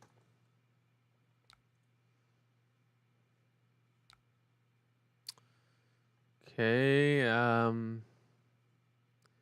do we just jam this? I mean, no, that's not our out. Our out is he just totally bricks. And we get to actually run a combo line. That's our only out. Well, there's the combo line. Now we need him to do his part. We need him to brick. But with an arsenal, that's asking a lot. But it's our only out, so we have to play to it. Because that last one, if we would have striked back, he would have went to 2. Then he would have came in for 4, then Kadachi, and that would have been my whole hand. So we did the right play. It still might not get us the dub, but at least we made the right play.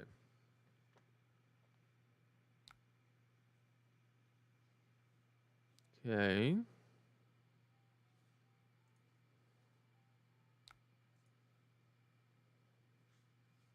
We have to let him. I mean, I can't block it all, right? So he's going to Katsu. We'll just wait to see what he gets. Any thoughts on your spoiler card, Burdens of the Past? I mean, I play Briar, right? So obviously, 0 cost, go again, blue, generic, block 3, or block 4 in Briar. Like, I like that. To get the crazy value off of it, your opponent has to have 10 D-reacts. And the card conflicts itself. It says, D-reacts can't be played, but the opponent has to have 10 D-reacts, which means your opponent needs to be playing so many D-reacts that you deny them the ability to play them, and they have 10 in the graveyard, which is, like, really asking a lot. So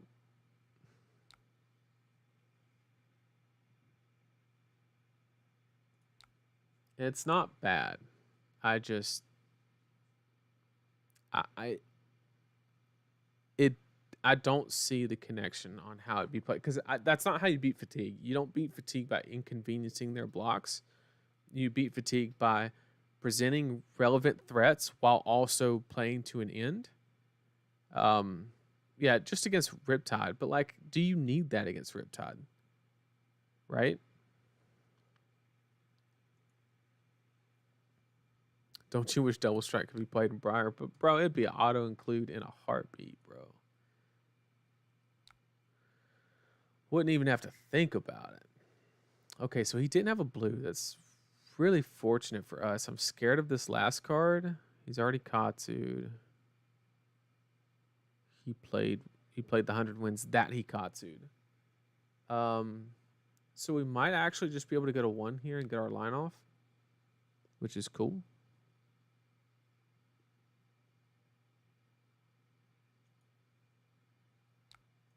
Or go to 2, I'm sorry. Oh, god damn it.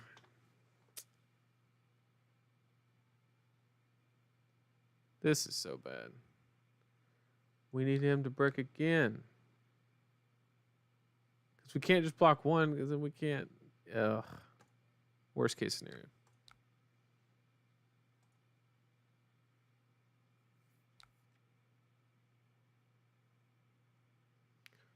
I think they see Fatigue Oldhim as a potential strong deck in the meta. Yeah, but does Fatigue Oldhim run 10D reacts? They run Fate, Sync, maybe some Staunches.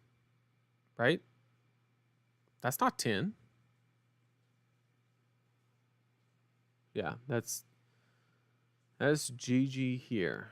Because I can't do nothing. Literally. And I literally need this whole hand to do anything. So there's that.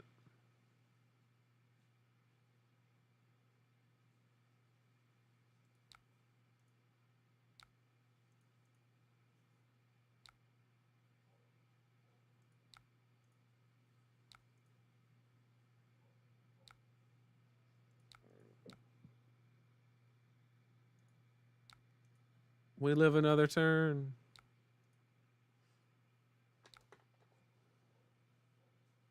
Oh, but we're Kodachi lock now. So it's 2 cards every.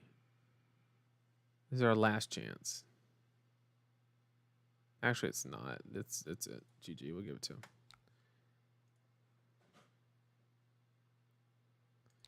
All right.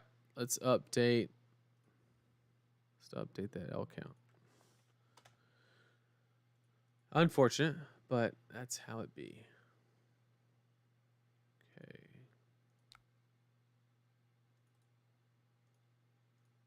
Other than that, I think it was clean play from both sides.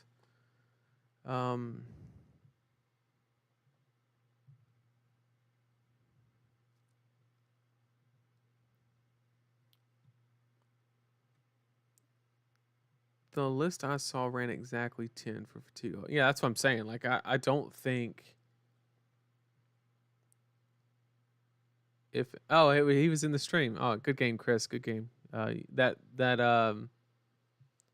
not gonna lie with that cross straps play. You're kind of talking me into it. I think I mean there's obviously the block is coming in handy on the tunic, but I don't know if it's enough to warrant not playing cross straps. I'll be honest. But definitely good game. Good game. I want to start with tempo here, so I'm gonna go second. Flick Flack's actually pretty good in this matchup. We are gonna play the extra D reacts because Dory does Dory things. And we'll run it.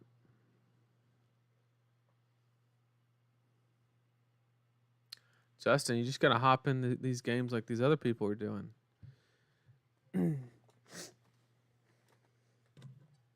Justin, are you still playing Kano? Or are you onto a real deck?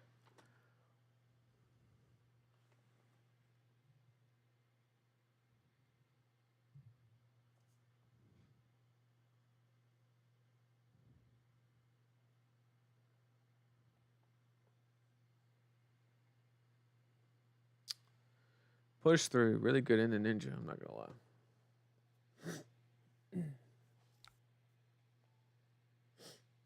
This hand's not doing a whole lot, so I'm just actually gonna drop it all.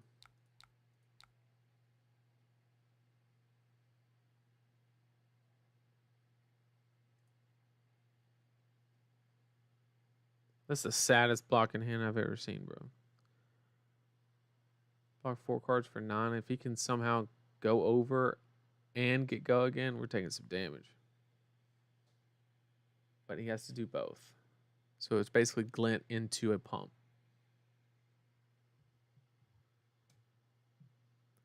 Is the way to do it here.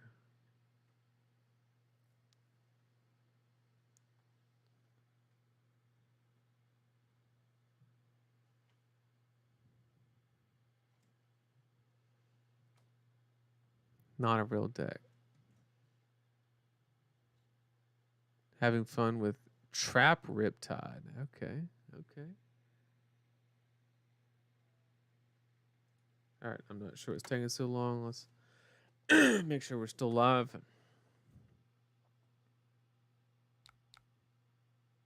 Yep.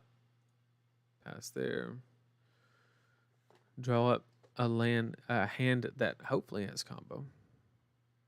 Yeah, glint 20, but I mean, I can't play around that. You can't ever play around that. If it had go again already, like if he spoils a ward, you have to respect it. But in a situation where there's not already go again, you just can't. Not turn 1. What's happening? Is this person like just taking forever to okay. Okay. Not exactly what you want to see, like at all. This is actually dog shit.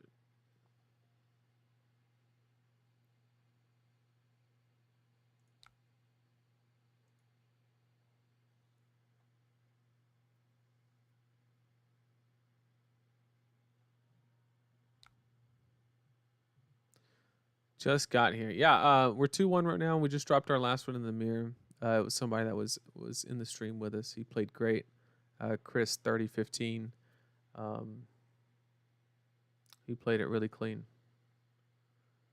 and was able to take it away, give us our only L.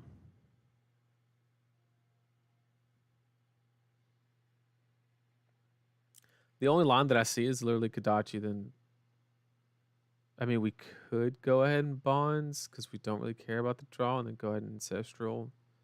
It's literally the same thing, but we know we're arsenaling this anyway, so it doesn't really matter. I don't know. This hand sucks no matter what. Should be extremely favored for Dory. It actually depends. If I can pick certain spots to basically say, look, if you want to keep your counters, you're going to let my combo line fulfill. I can put the Dory in a lot of tough spots. Wow. Or we just do this to him.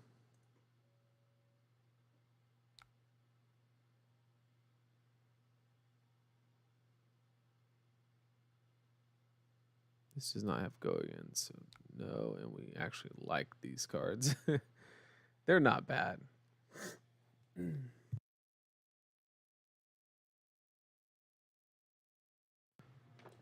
So yeah, basically we have to play it in a manner where we're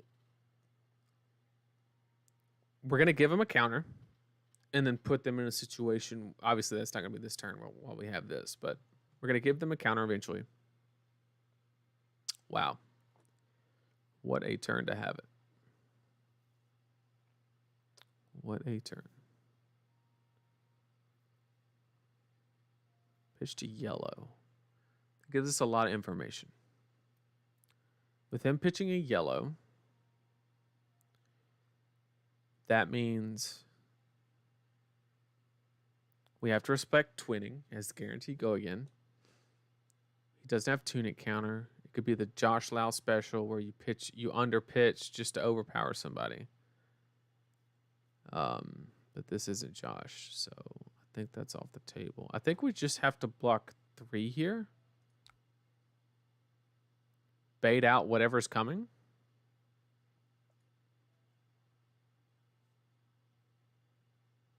And then we have options.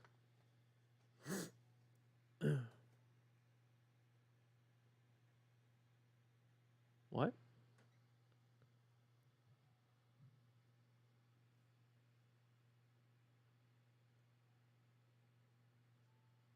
What is actually happening?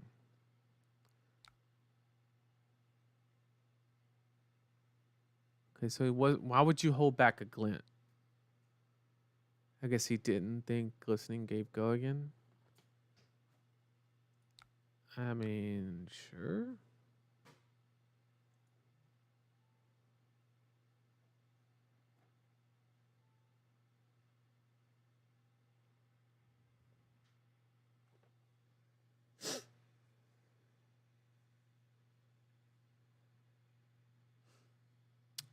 Your move.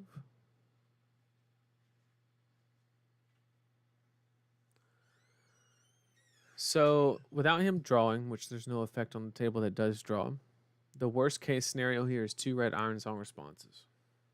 But if any of those are a 1-cost pump, then playing it denies the ability to swing if you play something else.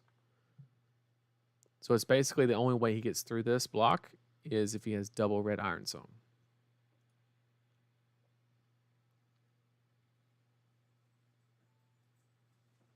What is taking this person so long?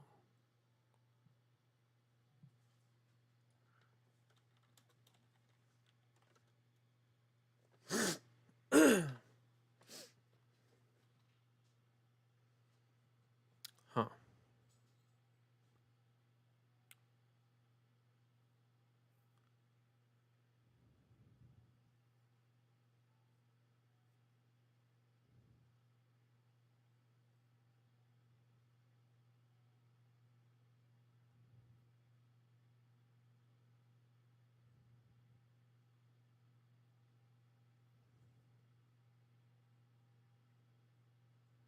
This is actually a waste of time.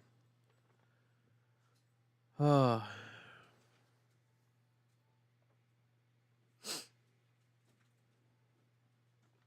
mean, I'll refresh, but it's not on me. I don't know.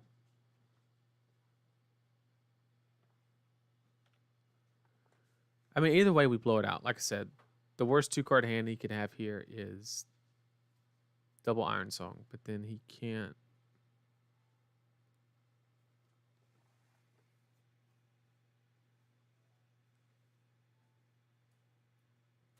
Like, there's no way. We just blow it out with this one, and then we set the next one up. We strike for 7, set the next one up. Shut his next turn down again. Except he's at 29 life. Or whatever life. 20, 27. All right.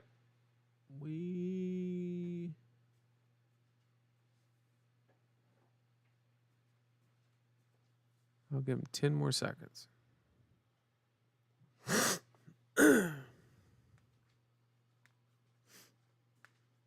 Yep. If anybody wants to play, you just gotta stream snipe and hop in the game. Keep you guys on your toes, right?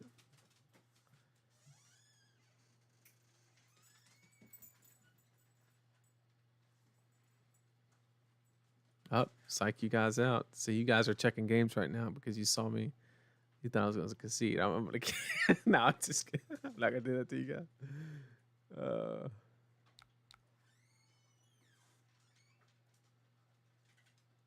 All right, game's up. Who wants to get in here?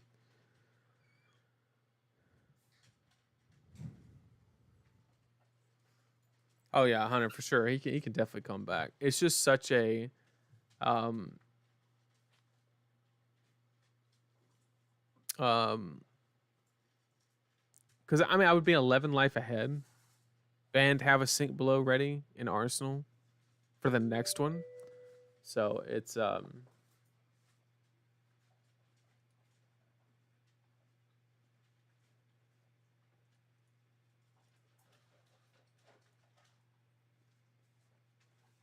he definitely has the potential to come back, but um, definitely in a favorable spot there.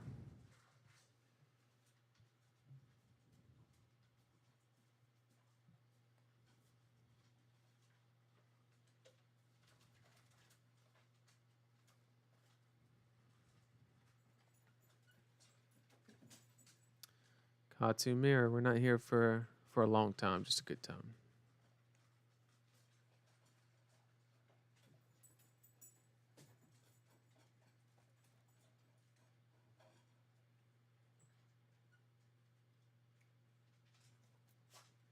He said, "Leave that." I can't do him like that. Okay, so what we can do is Kadachi into that, and then Arsenal that one. Basically guarantee the fact that we have blue.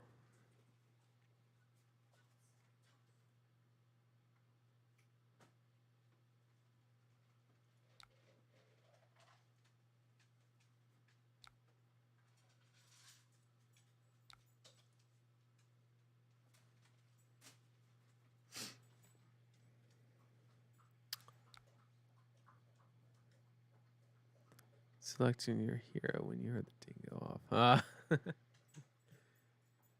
Let's see. Okay.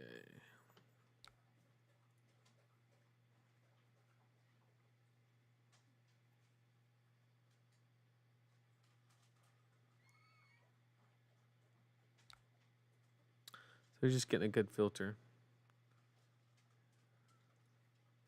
I respect it.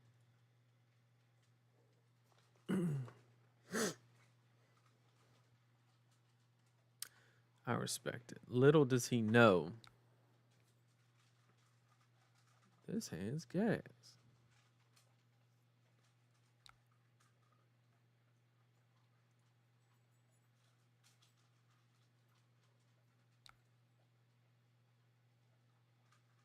Dang.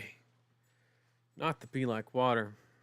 Anything but the be like water. Has 2 floating, which means he needs to pay the 1 for be like water. Why would he need why would he not? Oh, he's playing it here. He's not Kadachiing, not because he needs the resource, but because he wants me to he wants to incentivize me to not block it, which means he doesn't want me to, which means I will. And I really like my hand because we have that into maybe that, which would be bonkers.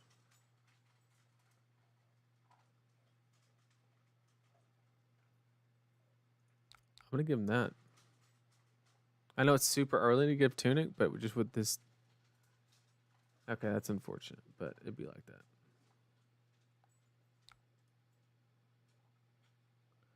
Now he gets his Gusway. Oh man, we're in a pickle.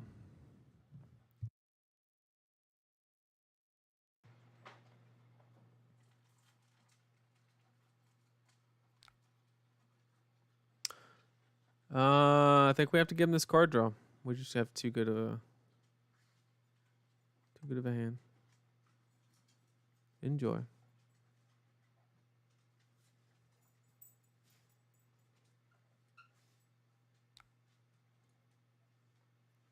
If he has bonds here, he's just better than me. Now I'm not gonna lie, that's kind of sketch because I hit no blocks and then he swapped it out.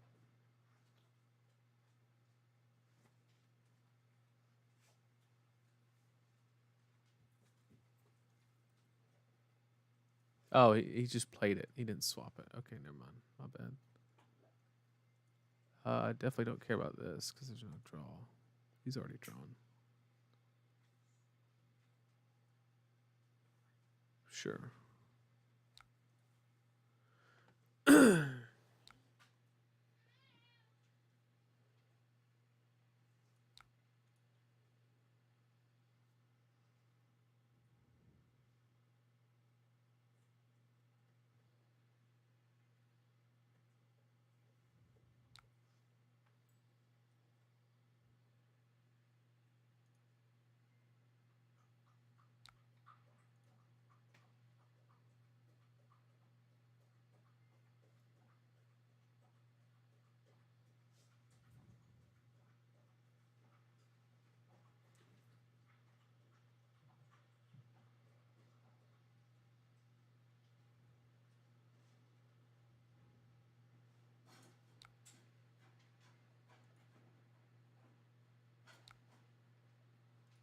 think he definitely should have gave me breaking skills there, but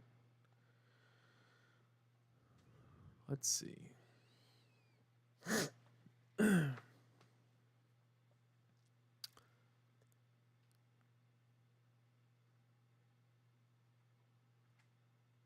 So, okay, so blocking 7 here. Okay. Um,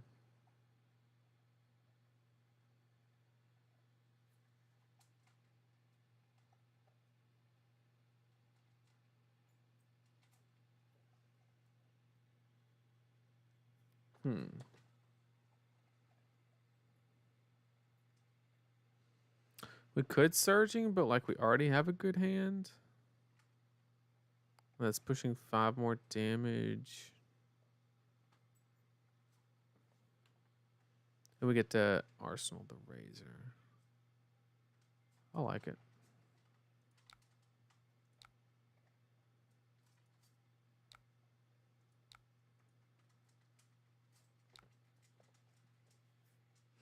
Unfortunately, that this is not a 0 cost, or we would be in there like Swimwear.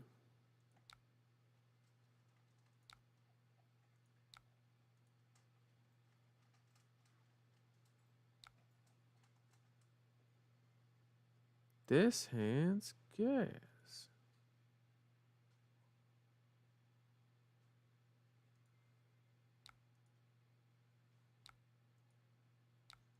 Don't snatch, please.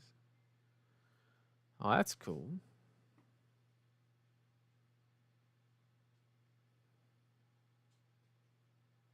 This hand's just too good. We have the whole the whole line.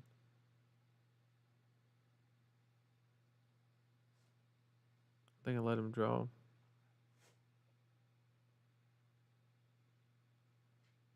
We literally have the whole line.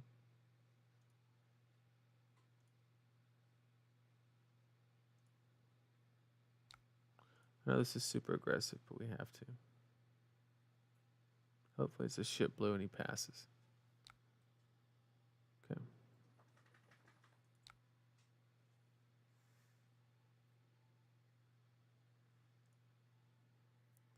So our game plan is we're going to go into Gust Wave, and then when either one of these hits, we're going to ditch the Dishonor to get Bonds, which put the Dishonor in our graveyard, which when we play Bonds, we'll get the Dishonor. It's a nice little interaction, right?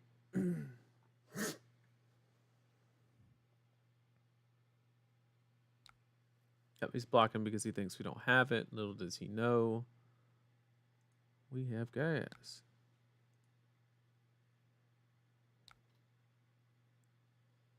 Okay, he's going to let this hit, which lets us go get it. Cool with me. I would love to. Go get Bonds. Play Bonds. Get rid of Dishonor. Go get Dishonor. And here's the cheeky part, chat. All effects are active on Dishonor, and we're going to Razor it. And then he can't Katsu at all for the rest of the game.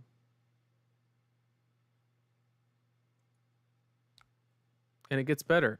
We draw a card off Mask of Momentum. That was huge. Ah, let's go.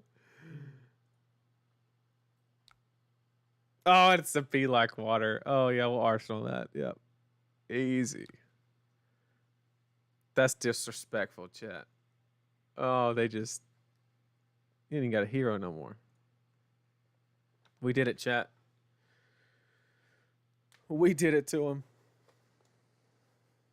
Okay, so we're going to Be Like Water 3 times. Because why not?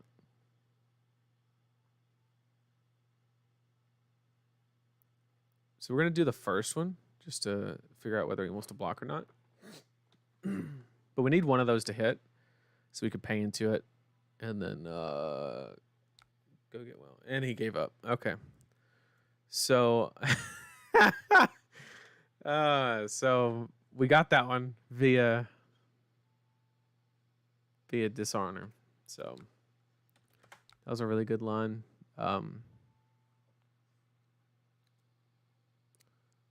really good line we got there.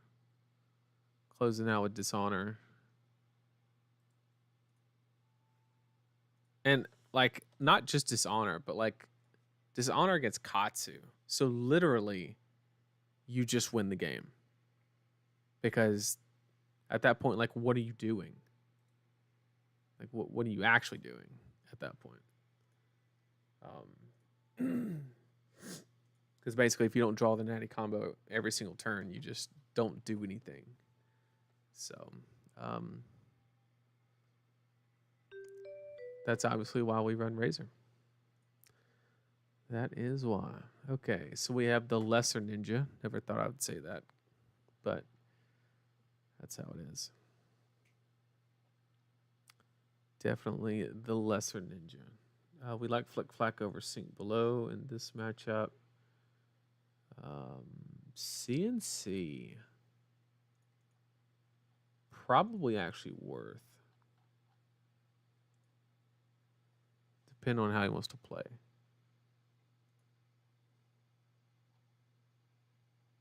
Yeah, let's do it that way. Run a CNCs, get a little cheeky.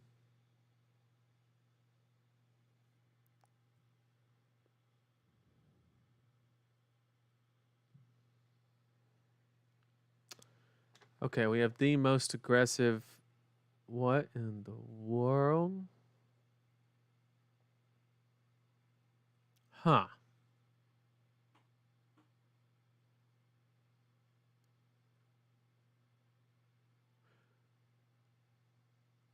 Well,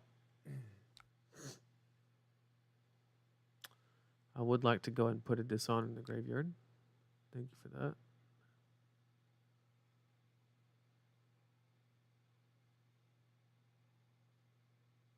That doesn't make sense to me. Cash-in probably has a value. I mean, it's a pot of greed, right? So it's a value of a whole extra card. But Mask of the Pouncing Lynx is always that, not randomly. So I'm not sure what this deck's trying to do. Maybe he's like, oh wait, I just realized this dude's running 70 cards.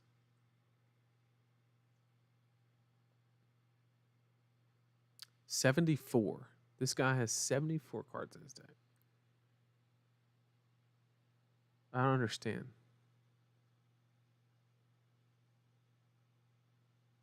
You're not fatiguing Gadachis, not with Fi. Like what?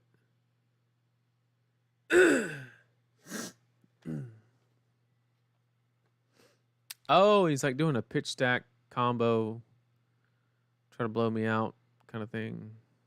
Cool. We're gonna block with this one, take a damage. Since he's playing a long game, I don't think it's gonna matter, and we keep the combo pieces, right?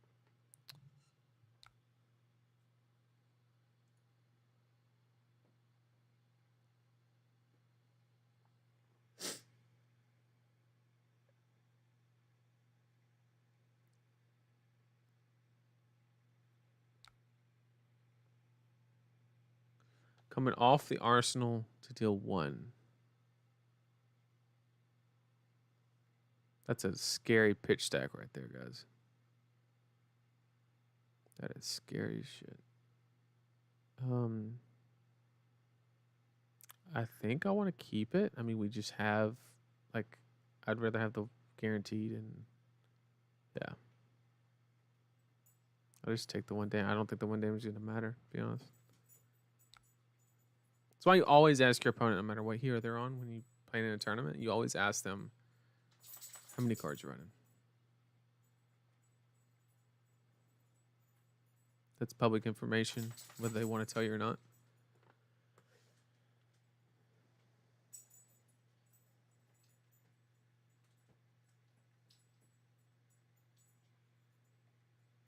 All right, this guy's going to have to hit pass way quicker than this if he's going to be running.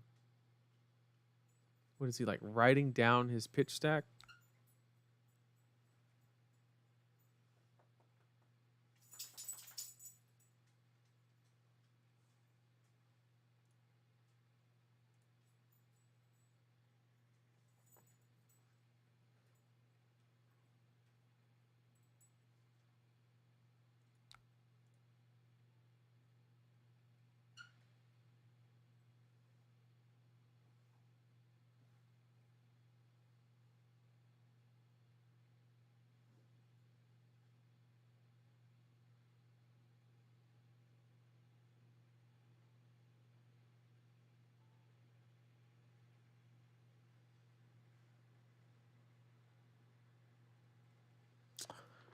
He needs to hurry up, or I'm not going to.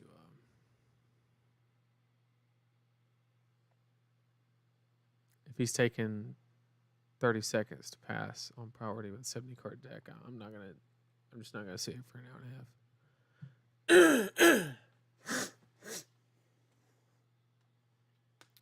half. Sure. Got D-React. Wow. Okay. I'll get a bonds. Already got Dishonor in the grave. Real quick.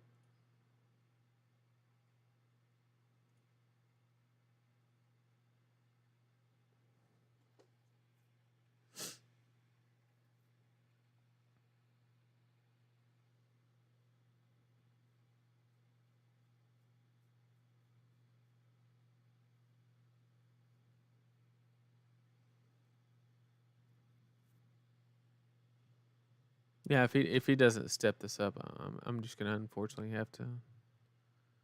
What is this guy doing? Just letting all this hit. With a 70 card? Oh, and the surging. Holy.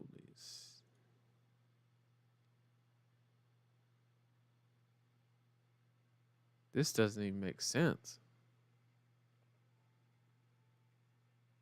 75 card deck. Just letting all my attacks hit.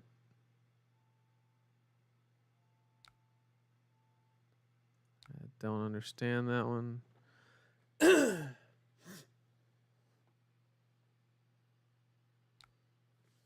just gonna let this one hit too? Give me a draw?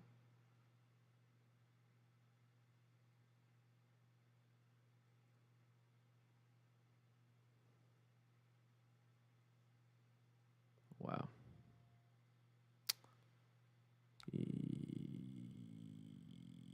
Yeah. Okay. We might be snapping this Dishonor.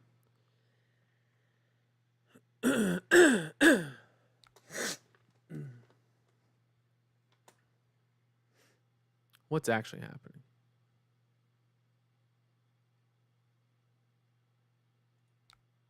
I'm gonna give him one turn, but if he like double Phoenix Flames me for 0 and 1, I'm out.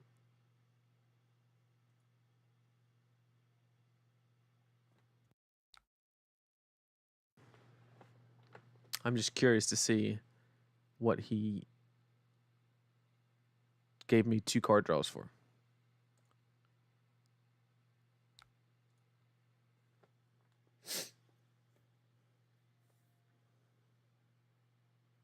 Really curious. And then we're probably dipping. Because I don't understand the point of running 74 cards and then taking 20 damage on the first turn. It's almost like you don't want to see Art of War. Literally. He did not block a single card. No equipment. No nothing.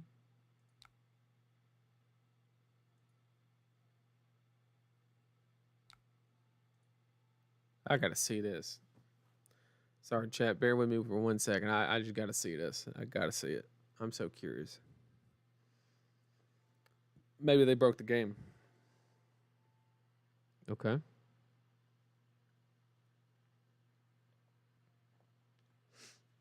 So at best, he has 2-0 costs, and that's worth 4. Okay. What you got to cash into?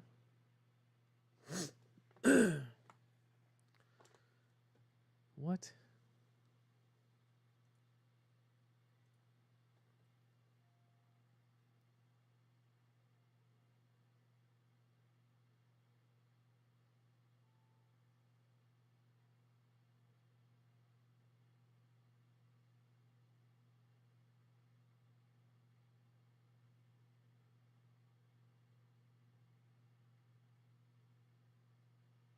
I'm just trying. Sorry, Chad. I'm just trying to figure out what's happening. And then we're probably just going to leave this game. Probably. I mean, maybe it's just a new player, and that's okay. We all gotta start somewhere. And if it was just me, I would like.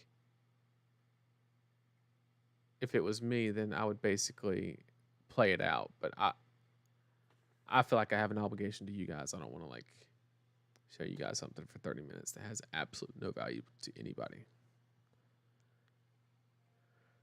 And because this is not going by quickly either. I mean, he's taken 30. Oh no. Okay.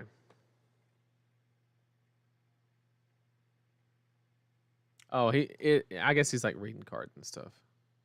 So we'll just do it.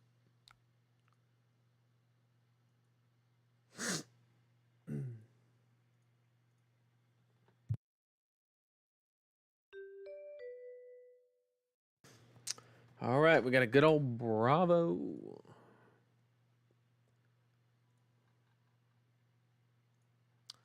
I've played this match once or twice. 3 times, maybe. Kind of like CNC in a Bravo, but only running 2. 1 gets nullified by a crown, so probably not.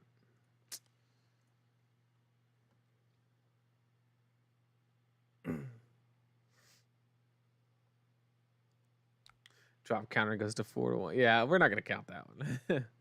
Okay, that's probably the scariest thing that a Bravo player could do is not filter. It's actually terrifying.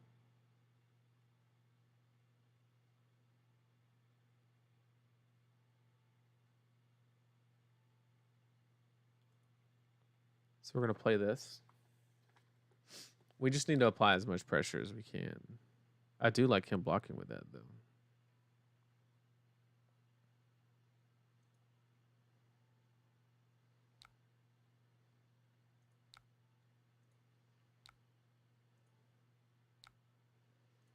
And we have the counterplay, so definitely okay. Zorby, that sounds familiar. Let me think for a sec. Zorby. That sounds like Justin from Huntsville area.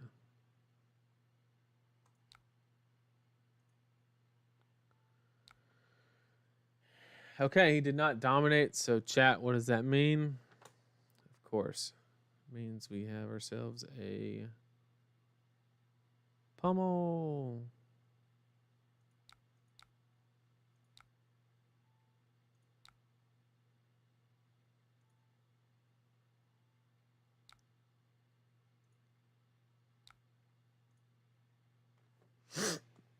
I was just trying to bait it out.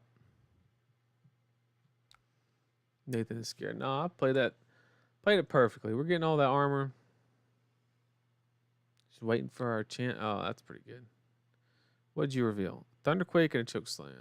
Okay, probably throwing a choke slam. Our hand is kind of dog water. Could just be Anathos, though. That's actually a legit line because he can make the search on it. I just can't do anything with this hand. I don't know what it really accomplishes by not blocking with it. You son of a gun.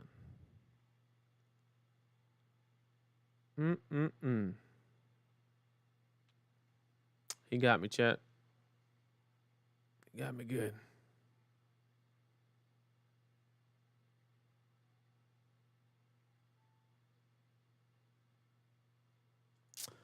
I got caught, what do they say, lacking. So I guess we have to go ahead and block this, and then we'll arsenal that. Or we could keep that. Which one's better? I think since this is Bravo and he does run some D-Reacts, I think this actually is better. So we'll do this, and then we will not do that, and we will go ahead and just discard this guy. Yep, we'll take the 6. Let's see. Dream sniping. Yeah, probably. But Justin's a cool guy. Cool guy. Funny story about Justin. I signed up for a Pro Quest, and I said I was not going to go. And the money was non-refundable, right? Like 20, 30 bucks or whatever.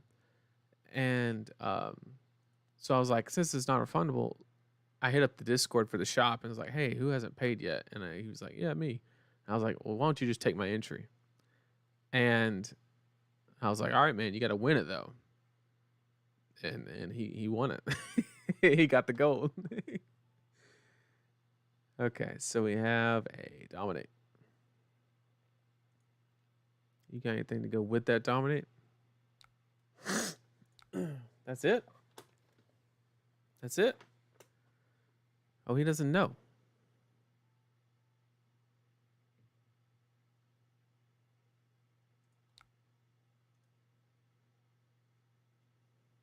He doesn't know. One of these days he's going to have a Bravo hand. And we're just waiting for it. So far he's done great not having a Bravo hand though.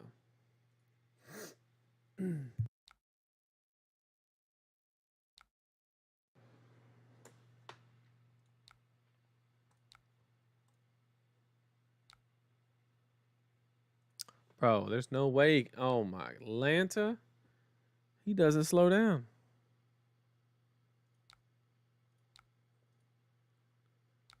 He's had it all.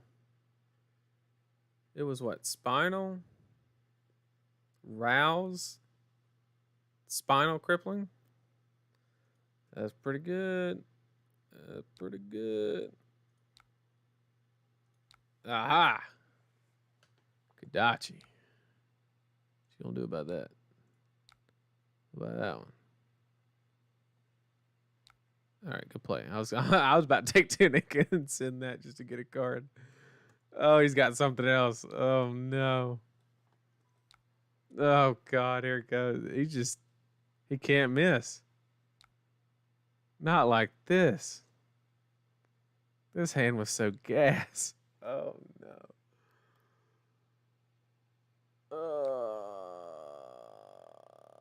Is there any way that we can stop this? It's 3. No.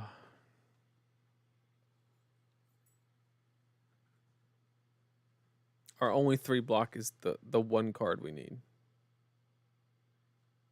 This is insane. Yeah, no kidding, boss. No kidding.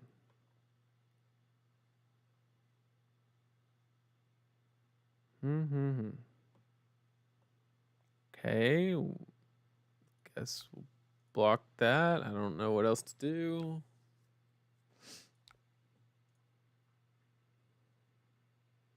And literally my best line is just to throw 100 wins. Because we want to keep... We have the whole combo right here. So we literally just need to rip a blue.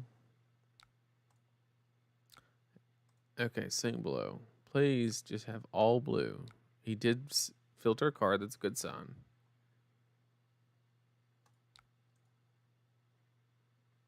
This hand's Choke slam. With no dominate, which means it's a damn pommel, which means if he has it, it's game. But I can't play around it. I basically just have to do surging, this, that. Yeah, I can't play around it. I just can't. Nothing's really... I lose the 2 there. I have to try to do something. That's insane. I've never had a Bravo do this before. Ed, are you still here? Why don't you do this? Now we're down to 1?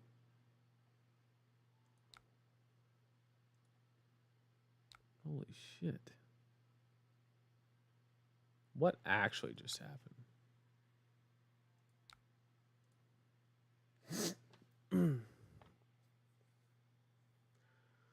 Just wondering why snap and not breeze rider. Because we need to be able to pressure like snaps and stuff. And so here he's going to de-react. Yep. Oh, so let me get this straight. He's running fates and sinks. And the turn order was spinal, rouse, spinal, crippling, spinal, choke slam with 2 red pummels mixed in. Holy shit.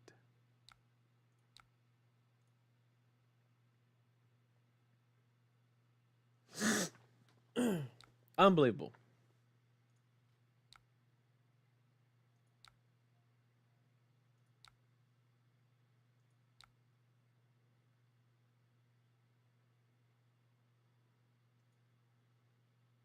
We don't have a dishonor? I thought we had one in the grave.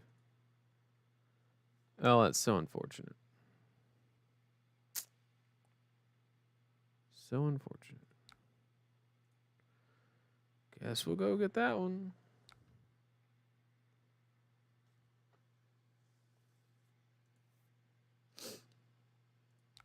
Yeah, we got the break speed off of us on this one.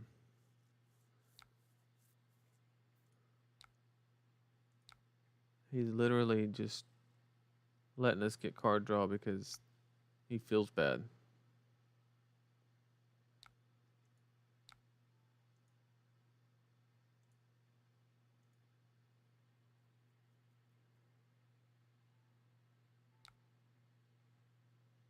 Oh, he doesn't know. He doesn't know.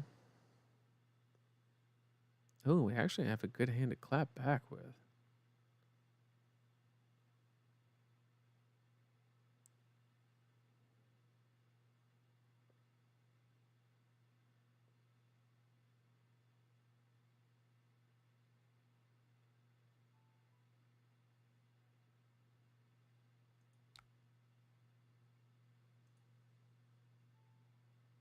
I think the blue was really greedy there, but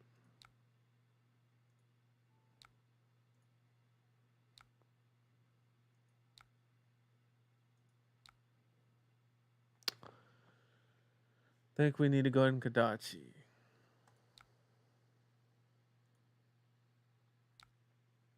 Make it all that more threatening.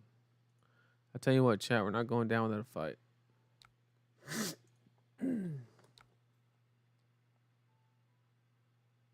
Oh, wow, he let it hit.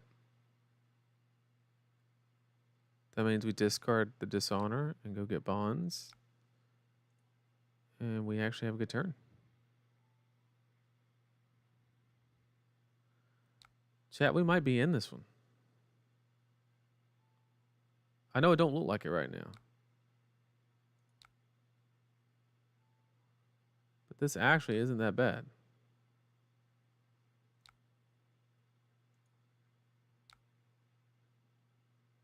Unless he has dominate. And it's very bad.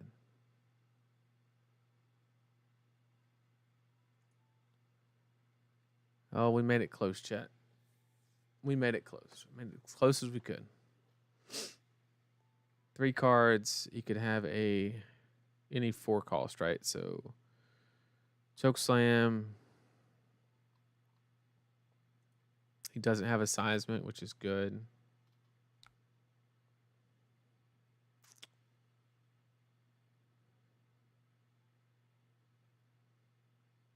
I kind of like just using breaking skills here. I don't know if it's going to matter, but we might not get another chance to like... I mean, we don't have mask or anything, so I'm going to actually just go and get the damage in.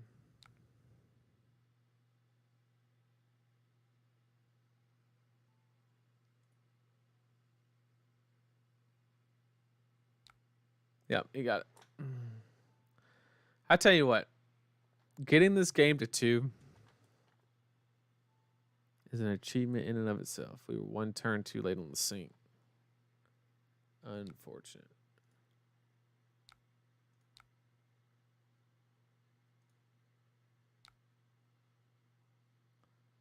Yep. GG.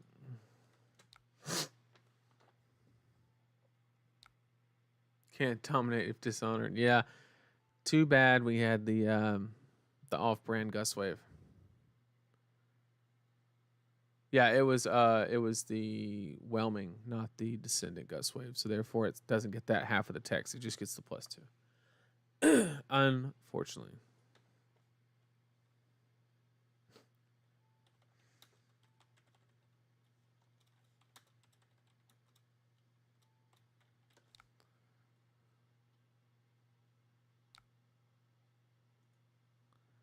Good game, Justin. Good game. All right, what time we got? What time we got? We got 10:49. I got about 1 or 2 left in me, chat. About 1 or 2, maybe a little more. Once again, I don't know if anybody caught it, but this is Justin. Okay.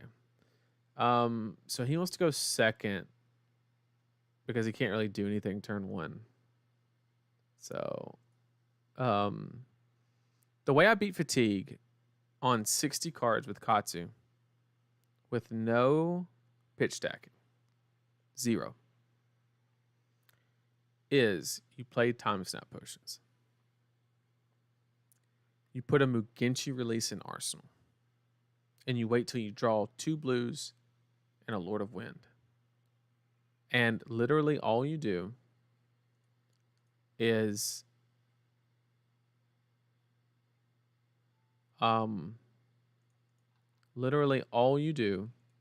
you pop the time snap, you play the Mugenshi, and you dump a bunch of resources in the Lord of Wind. Lord of Wind's gonna come in for like 8. And then you shuffle in all your surgings, your Mugenshis, your whelmings, and all that. And then you dojo to put the Lord of Wind back and another surging. And you do that several times in a game. There's no way they can keep up with it. There's just no way.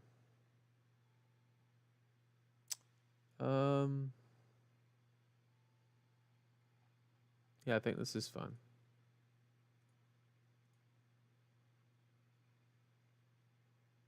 Damn, he ended that turn instantly, bro. He's running 69 cards. He's on some dumb shit.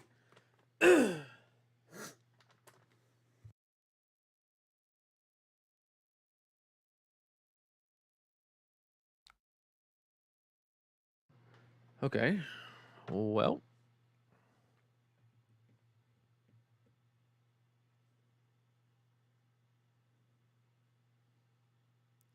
I guess let's do...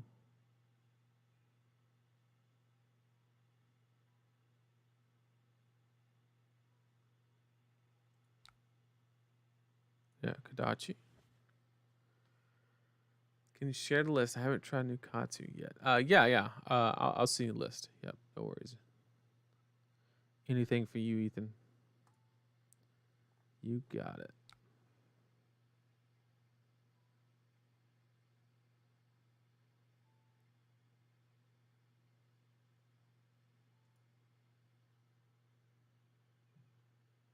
Yeah, time snap is used to shortcut the combo. You just go straight from Mugenshi to Lord of Wind, dump a bunch of resources, put all those surgings back. It doesn't require any pitch stacking. You get to run a clean 60 and you beat the shit out of fatigue. Like it ain't nobody's business. If he's gonna let this hit, then like, cool.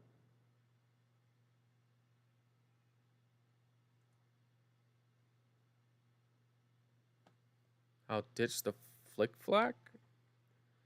Okay. As go again. The next time an attack action card hits this turn, effects don't trigger. Which means if I ancestral, Be Like Water will not get its effect. Huh.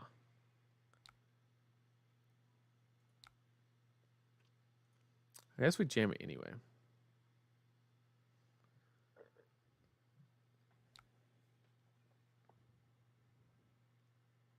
Yep, and then Lord of Wind only lets you put Surging, Whelmings, and Mugenshis back into the deck.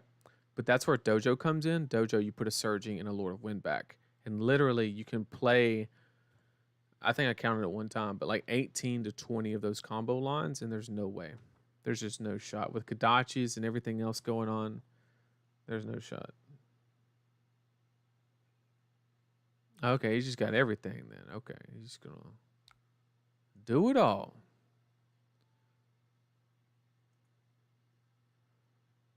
Joke's on you. I'm gonna have resources floating anyway.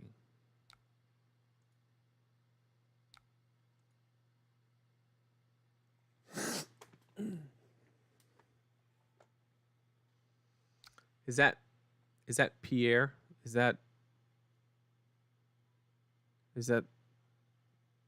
hang on. You said you were I'm trying to remember where you said you were from.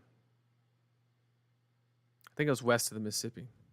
Wasn't it like Missouri or something? Anyway, I'm gonna say you're the best Icelander west of the Mississippi. We'll go with that. Me and him played at the PTI event in the one that just happened. Where was it? Charlotte. And it was one of the best games I've played this year. It was the best game I've played this year. So many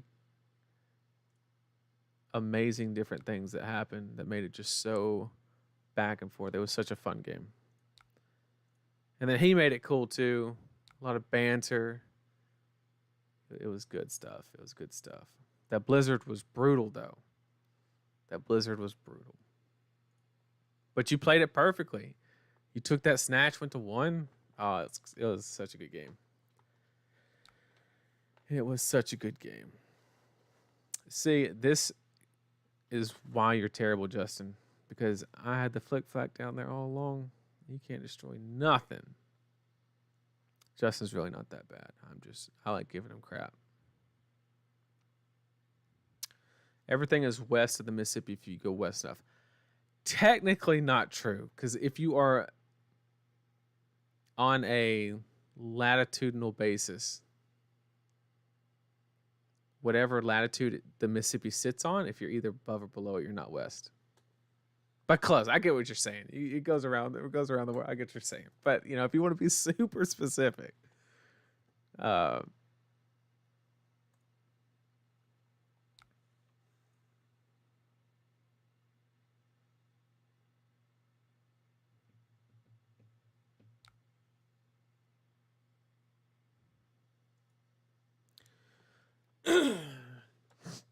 so I don't know what Justin's win con is here because he can't fatigue me due to Kodachis. So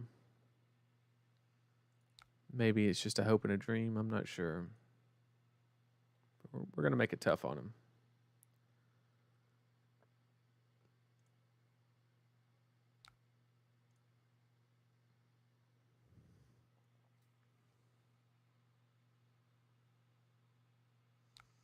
Can go north or south, west a bit and still get there. That's true. That's a fact. Cannot argue with that logic. So here I'm going to try to do a heads up play and actually play the Dishonor out to get it in the graveyard so that the next Bonds is live, the one that's in arsenal or the one that's in hand. So I'm going to play this literally for the sole purpose of getting it into the graveyard. That game would have made insanely cool stream content. I 100% agree. It was such a great game.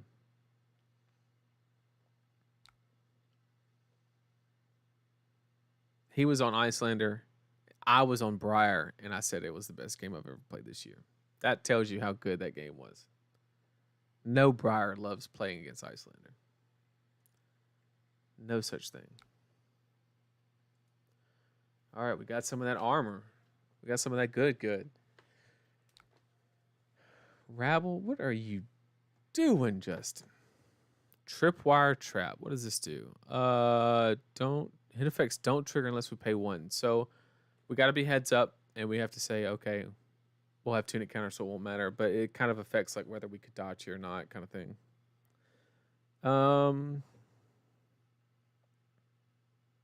Sure. We have an extra card here, don't we? Actually, we don't because we want the backup plan to play the E-Strike if we need to. So we don't. In case he blocks. Because he's been doing that a lot.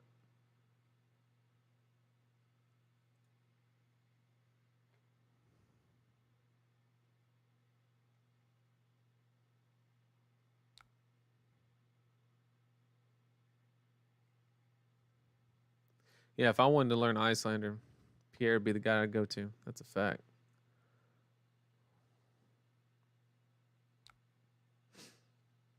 Okay, we don't want to block this, right? Yeah, if it's defended by a card from hand. Yeah, we don't want to block this. Okay. Cool. You got it. I kind of like how his deck's flowing, though. It's just like 0 for 4s, but not doing anything fancy, but just being like trying to be efficient. I respect it. I respect it.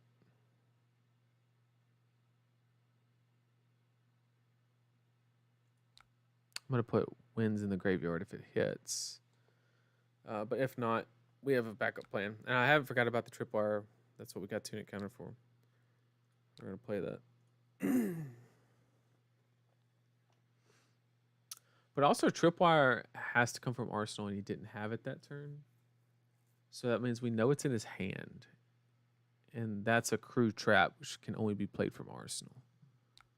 So it'd be great if he let this hit. Like, be just so convenient. Thank God. Okay, so here we just go, yes, get rid of wins. Go get a whelming. Actually, oh man. So we hit with the Kadachis, we hit. I'm actually going to grab this Gust Wave because it's a higher breakpoint of 5, and it would be mass draw, so we're still threatening the draw anyway. And it'll turn on Dishonor, which we should have in the grave. We do. So I'm actually going to go grab this Gust Wave. I think that's the best line. Because now we have Mass Trigger, and this is a bigger breakpoint, which he may give me, may not. He really doesn't want to block. Wow. Okay. Oh, that means we just unload. That's how he wants to play it. I will oblige.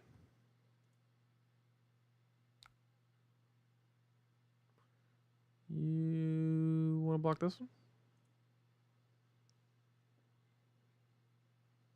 Oh my God. If Dishonor hits, why couldn't I draw? Why couldn't I get Razor? Oh, that'd be so gross. No more ping damage. No more ways to load. He's got to use a shitty bow. Like, oh, that'd be so good. That'd be so good. Justin, you're supposed to let that hit. That's extremely rude.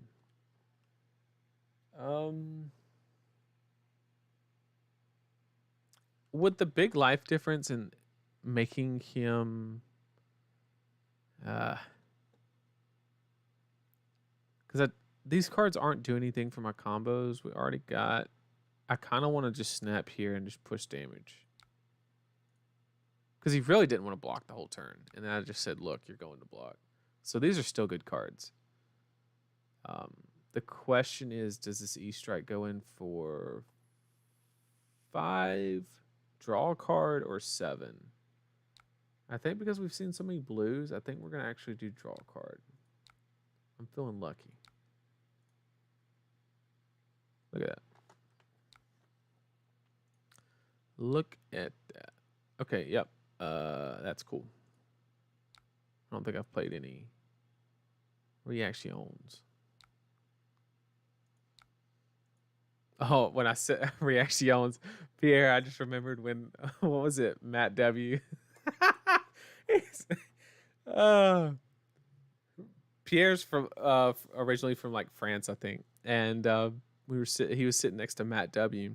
from Team Magnolia, and we were talking, and he was telling me where he was from and everything, and Matt W. was like, say something in French, and so he said something. He said, "You said," Matt said, "Did you say Peter?" I just started dying.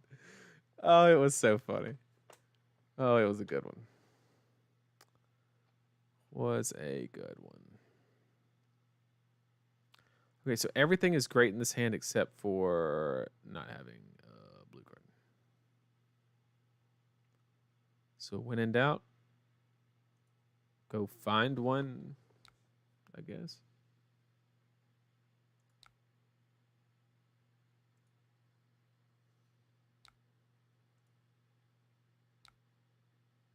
This is Tripwire Trap, we know that.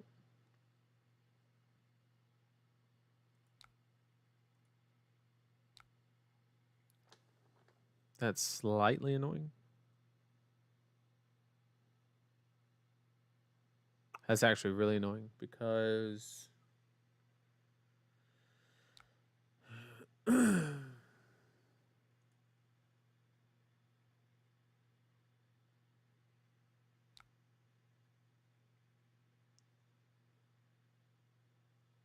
we basically have to just do like the most whack combo ever and like surging strike, pitching the razor. It's so bad, but it's literally do that or pass. So it be like that. It do be like that. Yep, and he blocked this as expected, but little does he know, didn't want that to hit no way. And here we have a good opportunity to, so he could tripwire trap here, but what we want him to do is we want to layer it in a way to, because if I play empowerment, he can respond and then play tripwire where I don't have a resource to pay.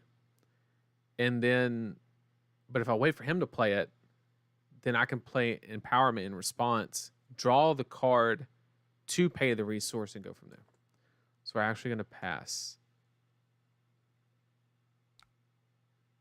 Yep. So here he's played it.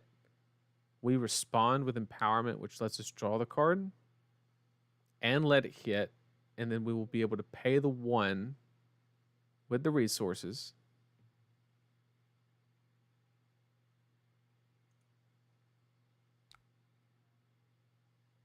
Yep. Because we do want to draw this card. So we will pay one.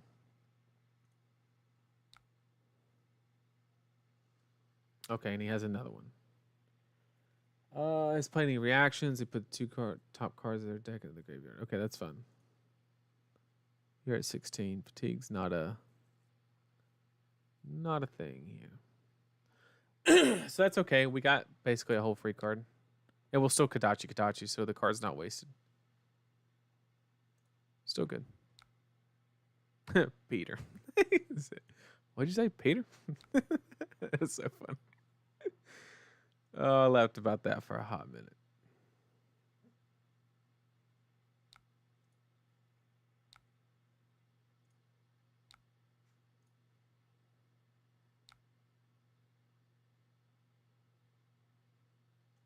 Okay.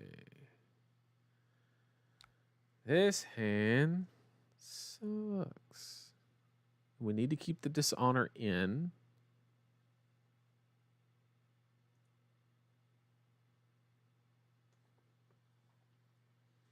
Is it actually bad?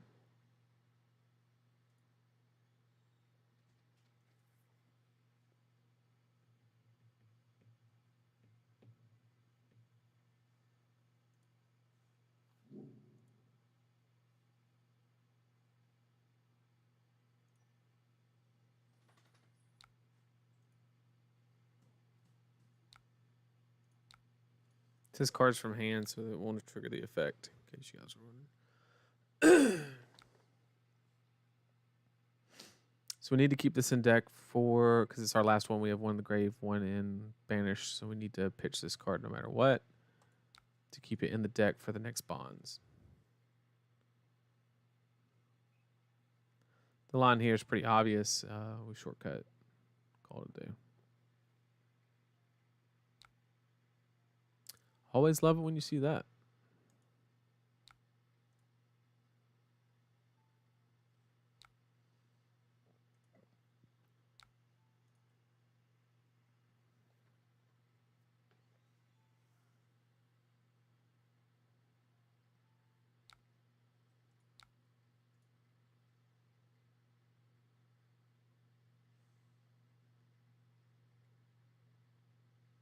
I mean, he probably has a D react, but we weren't doing anything anyway.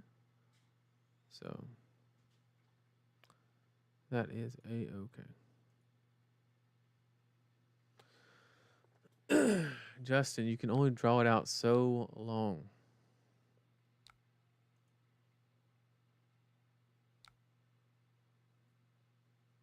What did you banish?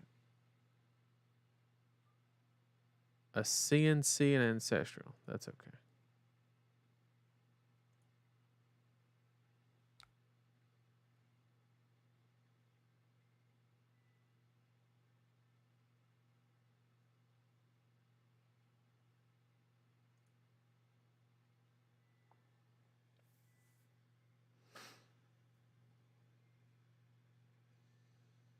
He's probably going to block this one. Oh. Well, that changes things.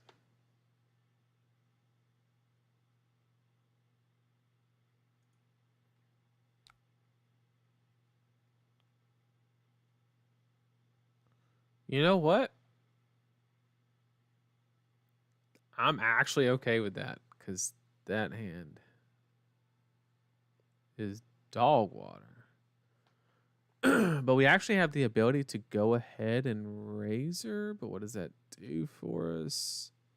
-1. So if we play the razor out, we just draw no cards. I don't like that.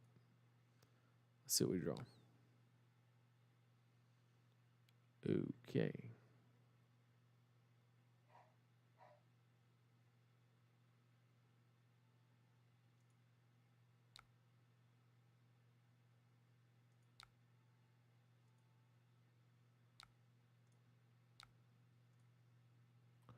One, Justin.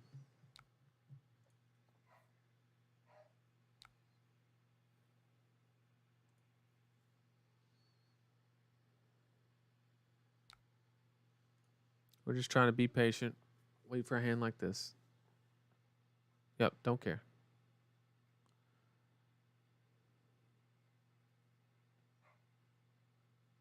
That's unfortunate.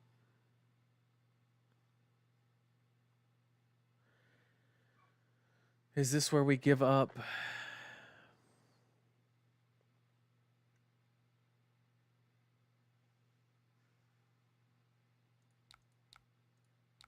It's kind of sad, but with a hand like this, can't be.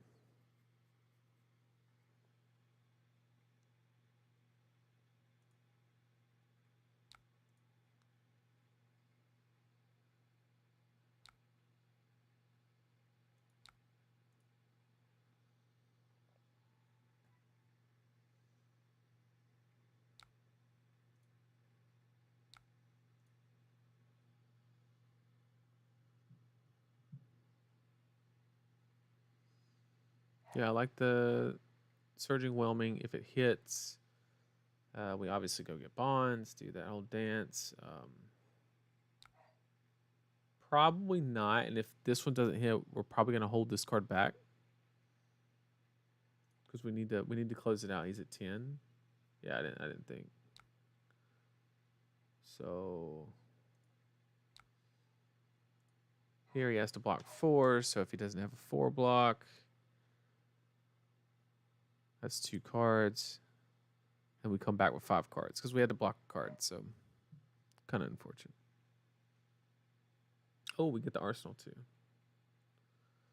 So in that case, we definitely just Arsenal the last card.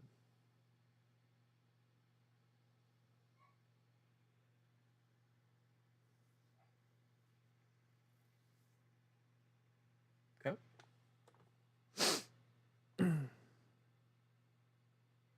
It's effectively the same thing, just keeps the card in the deck versus.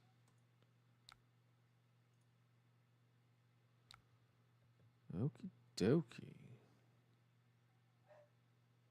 So here we have options. I think we start with this one. See where it takes us. This isn't going to hit, but if it does, it opens up some options. Yeah, I didn't think it would. Effects don't trigger.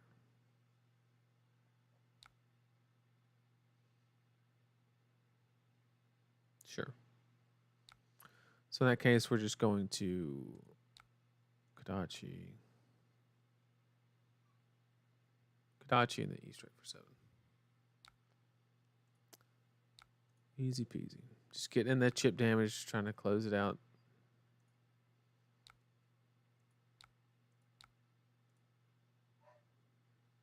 Hopefully he doesn't have Buzzsaw Trap here. That could suck. Okay.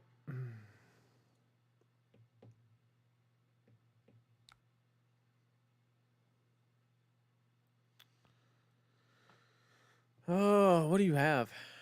Why did you take damage? You took 7 and played that from Arsenal and did not block with these cards. Which means you wouldn't run Razor. You're not that. Like there's no shot.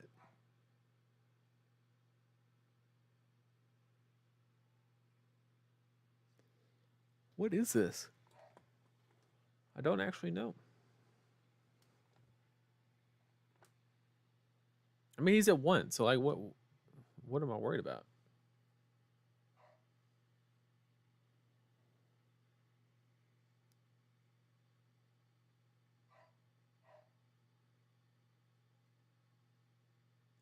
I guess you can Razor it. I don't know what the other card is. Yeah, that's so strange.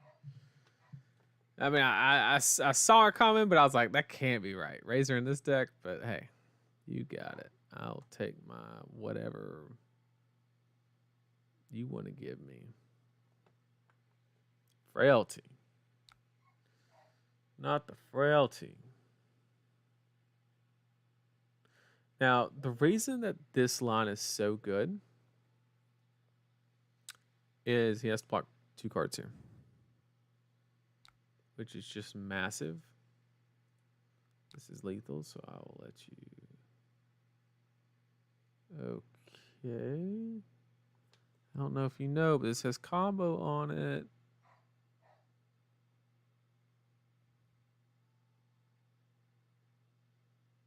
Okay. Go up to 4.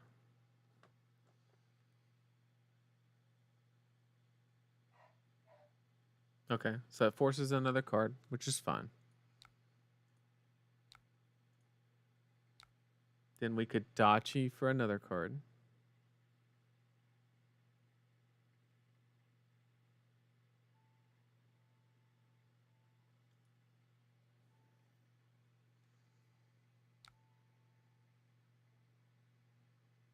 Oh, it doesn't because of frailty. Oh, man. I respect it. Oh, my goof. My mistake.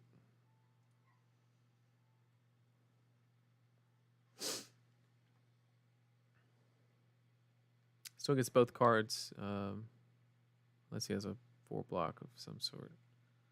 Which it seems like he does. This will only come in for 3.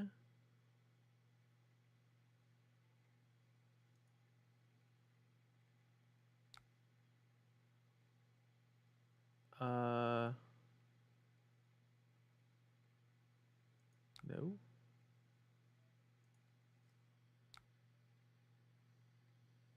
We're actually in danger here. Because we're going to take 2 and we can die by traps.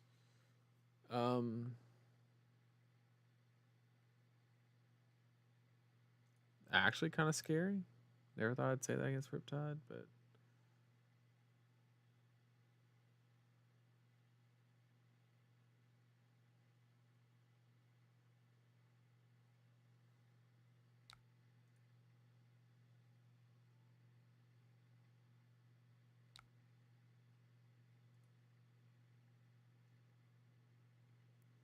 So we kind of have to respect whatever he's throwing at us right here.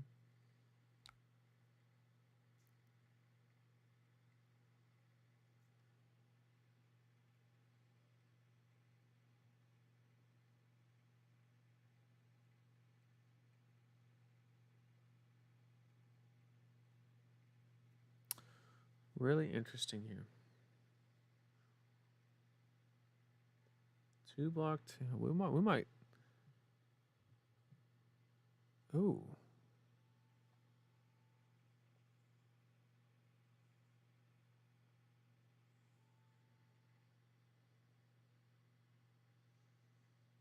Just trying to think here, because this is our only 3 block. And we can't let this hit. It gets a blood rot pox, right? So it seems like the only line is to block here and here. Throw that.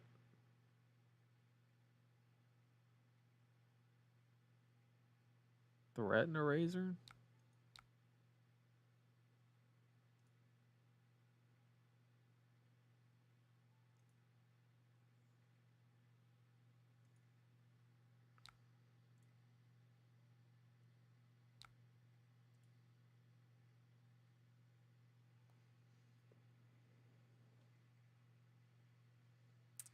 This looks super sketch, so maybe.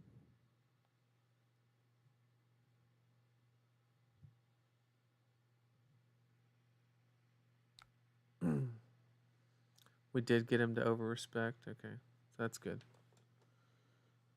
That might have been our way out. So here we just go doo-doo.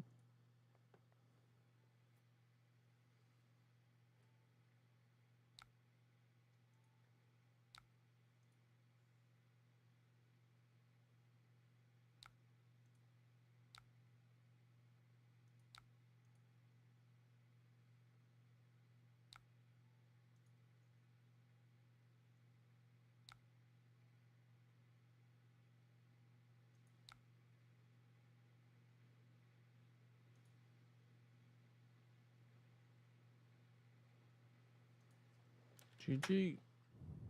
Close though. Close. Let's see. -1. That was super unfortunate. Going out with a bang.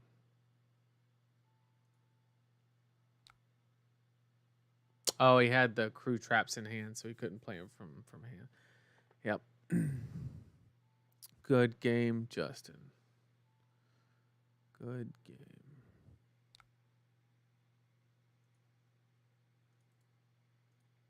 All right, chat. I think we're gonna get one more in. Go ahead and update the. That one was pretty close. Not gonna lie. Wasn't expecting to be that close. Good job, Justin. Played clean. Played clean. I did call the razor. I called it.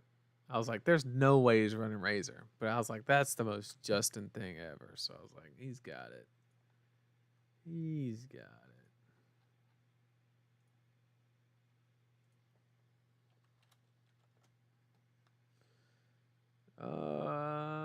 So we're gonna go first here because we don't want to get dominated, you know. We want to get this in the graveyard ASAP, but it's our only blue.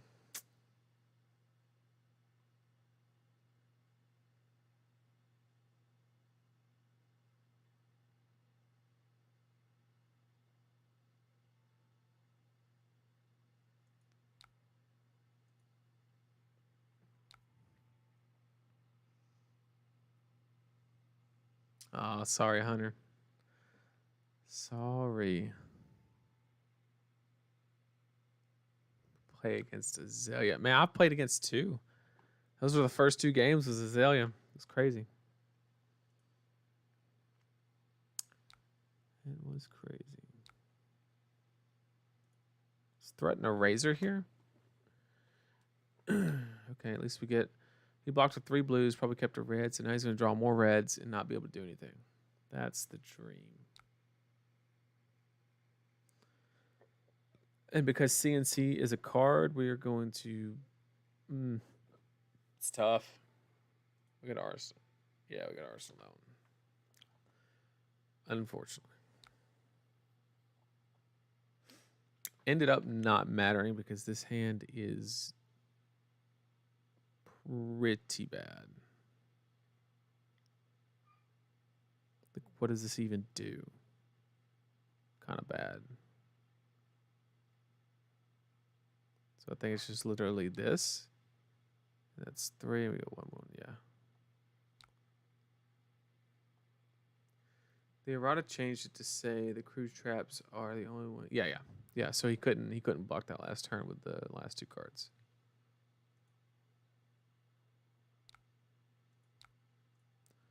Facts.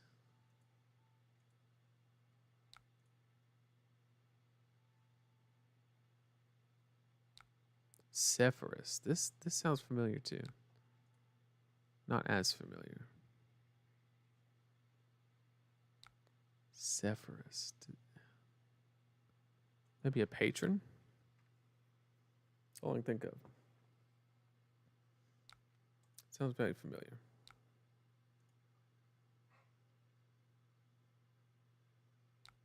Yay, another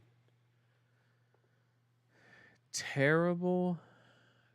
Okay, first attack is -2.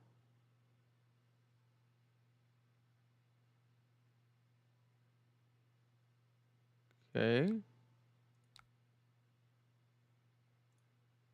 Got a pommel? Sure. Better watch out. I'm going to snatch you for 2.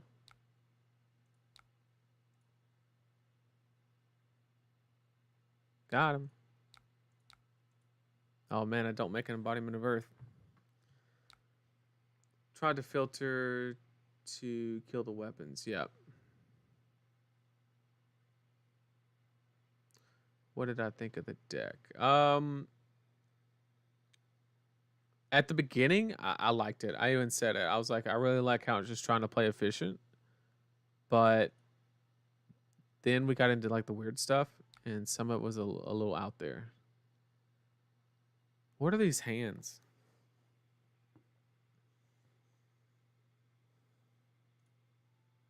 We don't have a dishonor.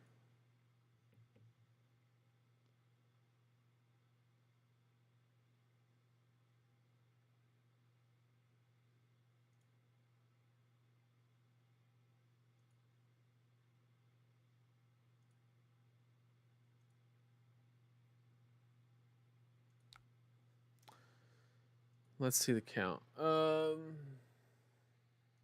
already 1 bond in the graveyard. We can't send another. And he clearly has pommel here. Because he used armor on the last turn. 2 block. Or a sigil. It could be a sigil, I guess, technically. Probably a pommel. I mean, it's literally just 3/3. We can't catch a break on these hands.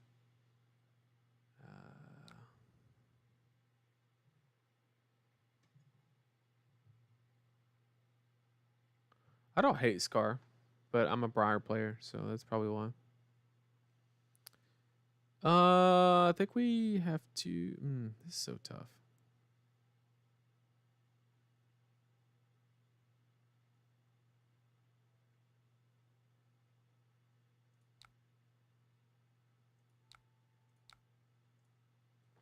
Because we have the yellow bonds.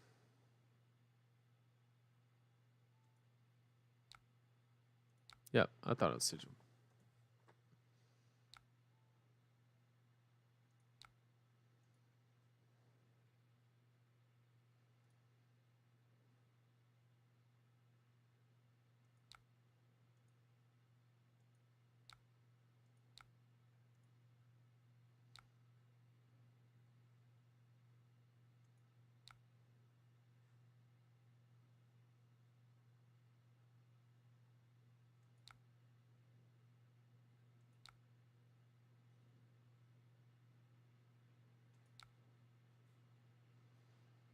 I think we're just gonna get Winds of Eternity.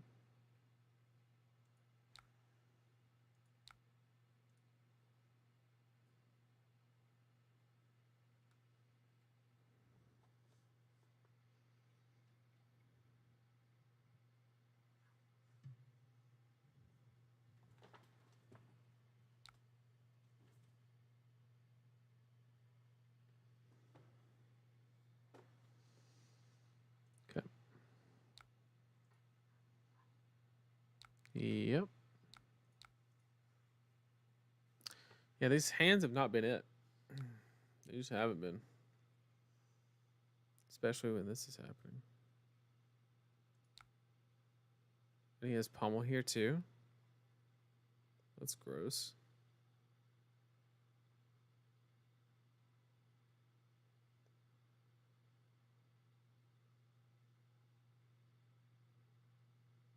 Wait, does he have pummel here?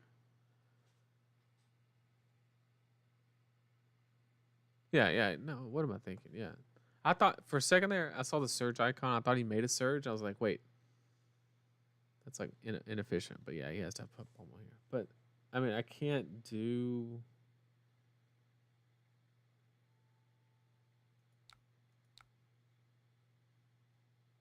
What, I'll play around the blue one?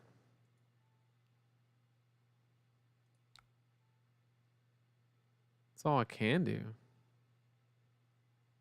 He gets both cards, but we force him to play it. This is so bad, but we just... I don't see any other line. If he has blue pummel, we have a chance, but if he has red here, we're good.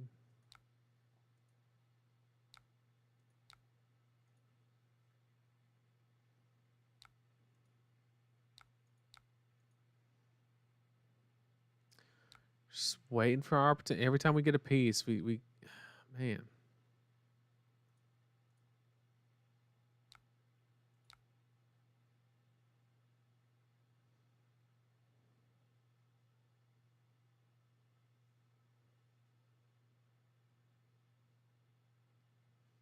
That's like almost our last bonds.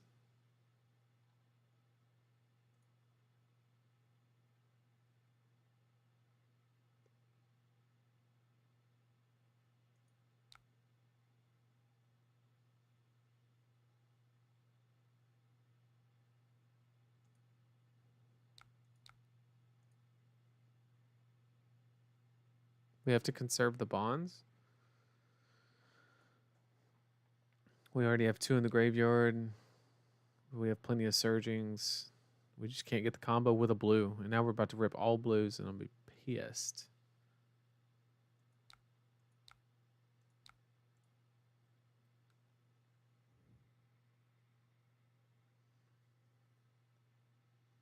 At least we had the hand to make the best.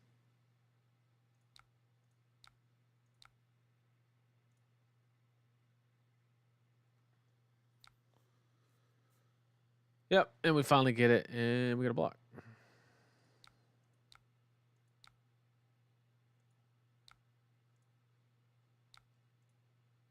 Patience, I guess. Patience. This is brutal, man.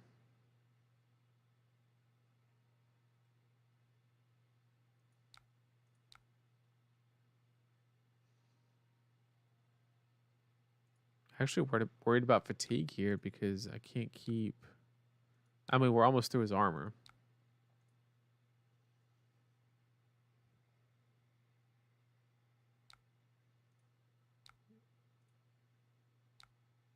He didn't bottom, so that's real bad. Yep. Once again, just nothing to... Like, what are my options here? Like...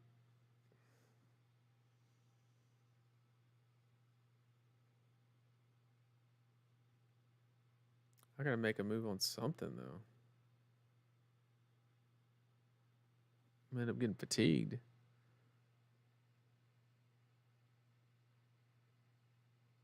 I mean, I would like to, Katachi, Whelming Razor it, draw a card, but the only way I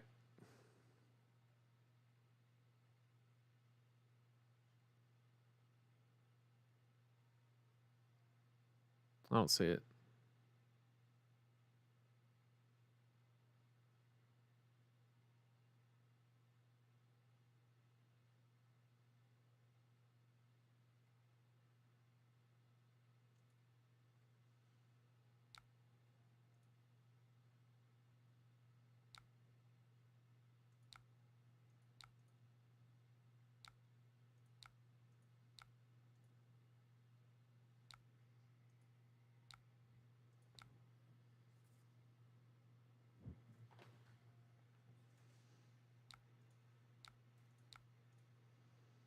Just waiting for a good hand. This is a good one. Finally. But he has pommel. Oh, my lantern. I can't catch a break. Oh, I can't catch a break. Oh, man. And we can't even react to... Oh, man. Yep, pummel it. Yep.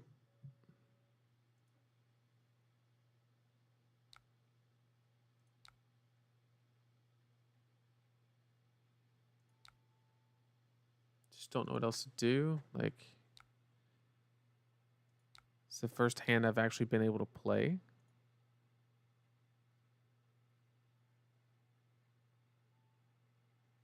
Won't have a break point. We can't even react. It's pretty rough.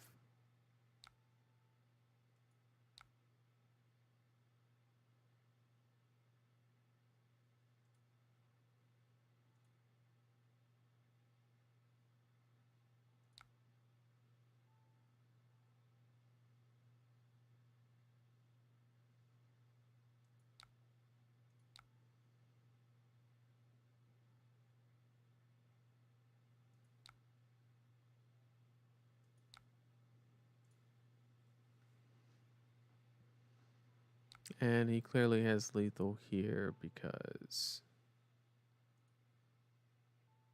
he's just blocking with the last of his equipment. So I think he's got it.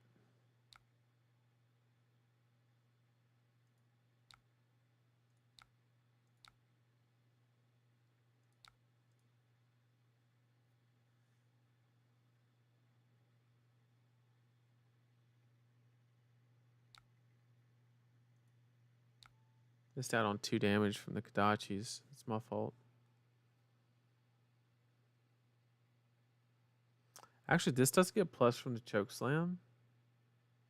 So actually, I think to get the mass trigger, we go here.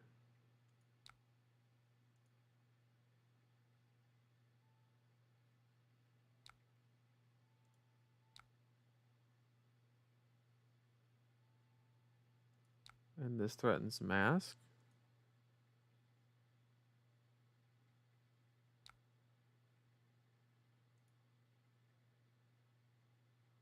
So we don't get the plus because choke slam's active anyway. So I literally don't lose any damage doing it that way. Yowza. So we got 1, 2, 3.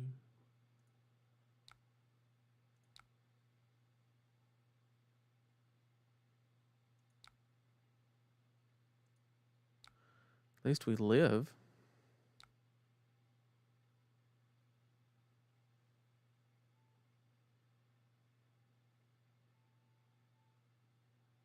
But we still lose the game.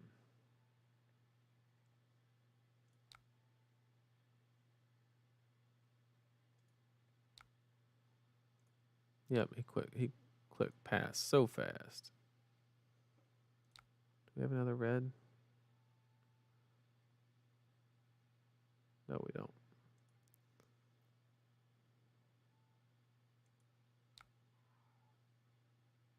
We actually have to keep this blue. We could get the 5 to push extra, but we actually need this card draw. We need him to give us a card.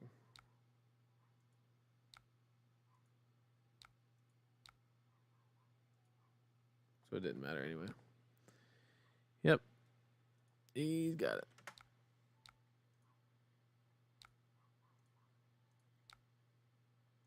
All right. Way to close it out. The Bravos were brutal.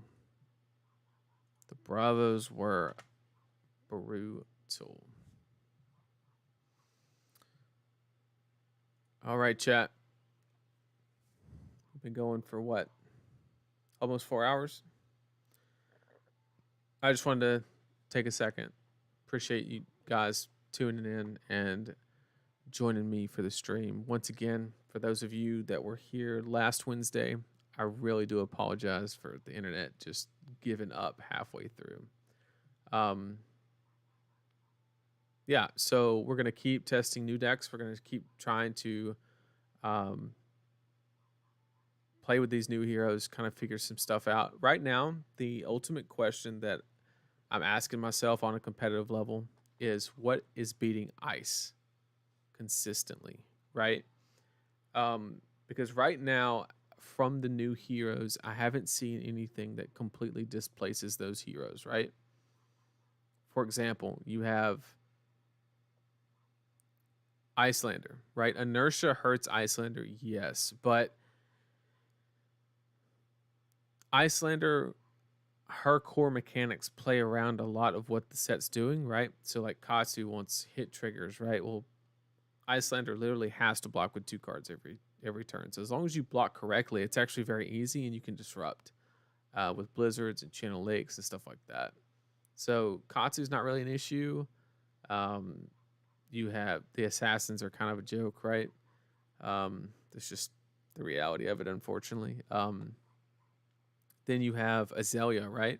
Well, the reason that Dominate is so effective is it forces your opponent to, like, if they have dead cards, they kind of have to keep them. But Icelander gets around that by just playing on your opponent's turn, right? Retina Ledger doesn't affect Icelander. Like, there's not a whole lot of the arrows that really punish other than Inertia. But it's like taking 1 or 2 turns off an arsenal is not that big of a deal, especially when you know, you give Azalea a frostbite, it's so punishing. So I don't think Riptide's competitive. So like Lexi, Oldhim, and Icelander, I don't know, other than Dromai, I don't know what can dethrone those heroes. And I haven't seen anything from the new set that really shifts that thought process. I can't think of anything that really. So that's what I'm gonna be doing for the next week. I'm gonna be studying kind of what can I play that's good, because if you're not, like, that's the problem that everybody's trying to solve right now on the competitive level, is what beats ice. And I don't mean like Icelander, I mean like literally Oldhim, Lexi, and Icelander. And Pierre did say that like Azalea is pretty rough for Icelander, and that is true. But I don't think it's like, it's probably 50-50. Like, I mean, Lexi, I think Lexi is favored in Icelander, absolutely. I think if you build a Lexi deck that's consistent, that's already hard to do. But Lexi is theoretically good into, if you build it the correct way, it can be good into Oldhim, and if you really like practice with it, I think Lexi has the potential to be the best deck. You just have the regular like Ranger problem with, you don't know what's gonna happen with not drawing an arrow or things like that. Kind of the whole reason why I'm trying to branch off from Briar is there's been so many games where it didn't matter if I was the better player, right? It just, you draw your hand and like it's all non-attacks, and you have tempo and you just give them full tempo. They just basically heal 12 on the spot. Yep, Death Dealer is good. You do, it is a net positive because you get the draw. But I don't know. There's also life gain Oldhim. Like, we're not out of the woods there yet. If anything, he actually got Peace of Mind, which, if you think about, we did a video. I don't think it's out yet, but it's on like the cards that we think are going to have the highest impact. And I'd literally picked Peace of Mind because Peace of Mind plays around Dominate on Azalea. It plays around, if you look at the math behind Peace of Mind red, if you pitched a crown, pitch a blue, crown that stops 1 damage. You play Peace of Mind that stops 4 more damage. So that's a total of 5 damage. And you pitched a blue and played Peace of Mind. That's a 2-card exchange. But you gain a Ponder token, which means you basically get refunded. And it's a true refund because of Crown of Seeds. So if you just get a dog water card, you just put it in Arsenal and crown it away. So you paid 1 card to block 5 effective damage. It's insane in Oldham, and it only helps his, fatigue play style. So that's the problem that I'm working on solving is ice fatigue Oldham. That's I have to find a deck that can attack both those game plans, and it's very difficult. But I'm not gonna get like that. Katsu, I figured out the fatigue part, but I played some Icelander games into Damien, the guy that I mentioned that built the shell of the deck we just played, and I mean I went 3-0, and I'm not even the best Icelander. Like I don't play it that much, and I had no problem just 3-0ing it because Blizzard is a hell of a card, and Channel Lake, and it's just so much when you're trying to like Kadachi and get mass triggers and things like that. So those are the problems I'm going to be working on, and I'm going to be coming back to you guys on every Wednesday and kind of update you guys on where I'm at, what I'm thinking about playing. I'm not holding anything back. Right now I'm in just an experimental phase. I'm just trying new things. We started with Riptide, and then now we're on Katsu. We played a little Axis Dory. We're just playing a lot of different things. We're just experimenting right now. But within the next 2 weeks, I need to hunker down and play something and get a lot of reps in with it. Just play the ice. Yeah, I mean, that might be the way to do it. Can Reinar beat ice or fatigue? No. Reinar actually gets fatigued. Nathan will somehow end up on Levia. I tell you what, there's one thing I can guarantee. Well, I don't want to say that. I mean, I don't think Levia is bad. I think that there's no way that I can justify leaving this deck for Levia because they have like theoretically the same brick situation where it's like, you draw a hand that doesn't do anything and you kill yourself, right?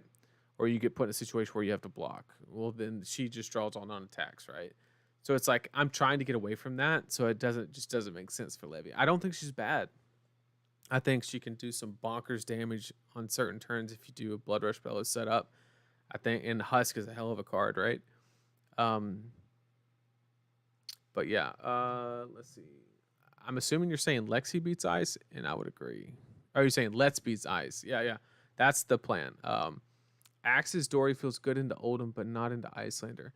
Yeah, it's kind of weird because the way the curve works is I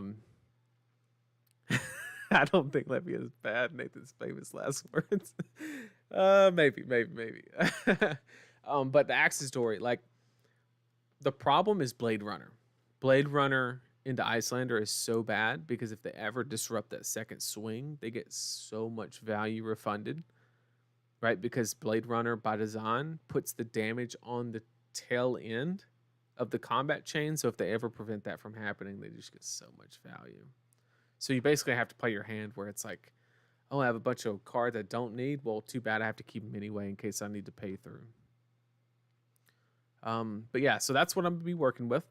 So far, my current, like, where my mind's at, I'm gonna start playing some Ranger, get a feel for what's happening. And when I say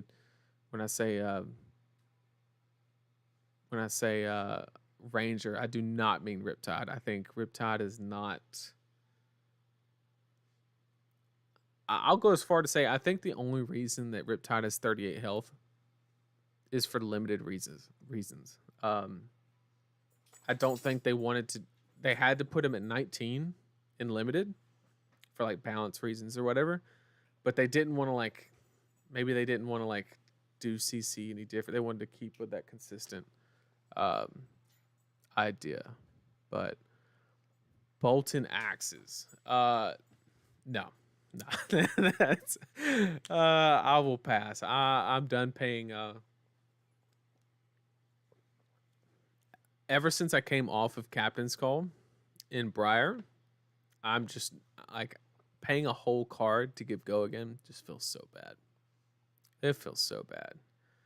So I'm looking into Dash. Dash, if you think about it, got she can move to an unmovable plan, and then kind of like beat out, Azalea, mitigate, reinforce the line, is anti-dominate, so she has a lot of anti-dominate mechanics. The problem is she blocks very well. Problem is she doesn't have those on-hit effects, which is very crucial, but maybe you don't need them. Maybe you just need those raw efficiency numbers, and that could be the Levia best deck confirmed. Nathan said something like that. Yeah, so close. No. Levia is not bad. Just I'm not giving up one inconsistent deck for another. Simple as that. So yeah, on the chopping block next week will either be Dash, Lexi, Azalea, or other ice heroes. I don't know. That's what I'm gonna do some homework. If you guys don't keep up with me on Twitter, I like to post a lot of thoughts and where I'm at with certain things. So throughout the week, I'm probably going to be like giving updates on like, I'm thinking this deck, leaning this way, yada yada yada, and we'll come to a conclusion on probably Monday on what we're going to play on Wednesday and go from there. Oh yeah, and Dromai. Dromai's not bad. If you think about it, Dromai, theoretically good in Icelander. Good into, I would say 50-50 at best in Oldhim. I don't think it's, there's a debate to be had there. And I understand both sides, and both sides are valid. That's why I'm putting it at 50-50, is because the people saying that it's favored for Dromai, I understand what they're saying and why they're saying it, and same for the Oldhim players. You're good into Dash, you're good into most of the Rangers, right? Because they can't spend a whole arrow to kill one of your dragons, right? So honestly, now that I think about it, is Dromai the play? I mean, Dromai's good into Lexi, good into Azalea. You can put like sand covers in to like carry the dominate, and you have D reacts. So you can put an arsenal. Like there's moves you can make, right? It's 50-50 into Oldhim. It's favored into Icelander. The down tick, like Hunter just said in chat, the down tick on 5. The only you're gonna auto lose into Katsu. Like you're just gonna have to accept that. But because Kadachi's into Dromai, is just, but like that's okay. I mean, like maybe all right. So I tell you what, Ethan, I'm gonna hit you up on Discord, and I'm gonna send you the Katsu list, and you send me the the Dromai list you played, and then I might run it on Wednesday as well. Now that I think about it, I think Dromai might be in a good spot. I mean, I just don't know. I will say, anybody thinking about playing Dromai in Baltimore, they need to start getting the reps in now, because there's so many different lines and ways to play things that it's not a straightforward deck. It's not pitch blue card. All this fits in my resource curve. No, everything's red just about. So it's like literally, do you prioritize Ash gain versus do you need to push damage or present on hit effects? But theoretically, the deck has everything. It has on hits. It blocks well. It can be aggressive. It has a lot going for it. So I think we might give Dromai a shot. So we'll either do we'll figure something out. I'll put it out on Monday on Twitter what we're gonna play on Wednesday, and we will reconvene on Wednesday, and I'll update you guys on how the testing is going and whether I've made progress or hit brick walls and so forth. So once again, sorry for last Wednesday about the internet issues. apologize. We seem to have gotten that fixed. We made it, 4 hours now, and we are good. So I really appreciate everybody being here, and that is going to conclude today's stream. It was a blast. We got to dishonor Katsu. I mean, how is that? That we left with a story. We'll take it. We'll take it. So thanks everybody for coming, and I will see you guys on Wednesday. I might even do another stream. I might do another one on like Sunday or Monday. I'll put something out on Twitter, kind of asking like what days people prefer, and we might start doing like 2 weeks, because we got big events coming up, right? We got skirmish seasons, we got Pro Tour, a lot of good stuff. So thanks everybody, and I appreciate it, and I will see you guys, if not before then, I will see you guys Wednesday.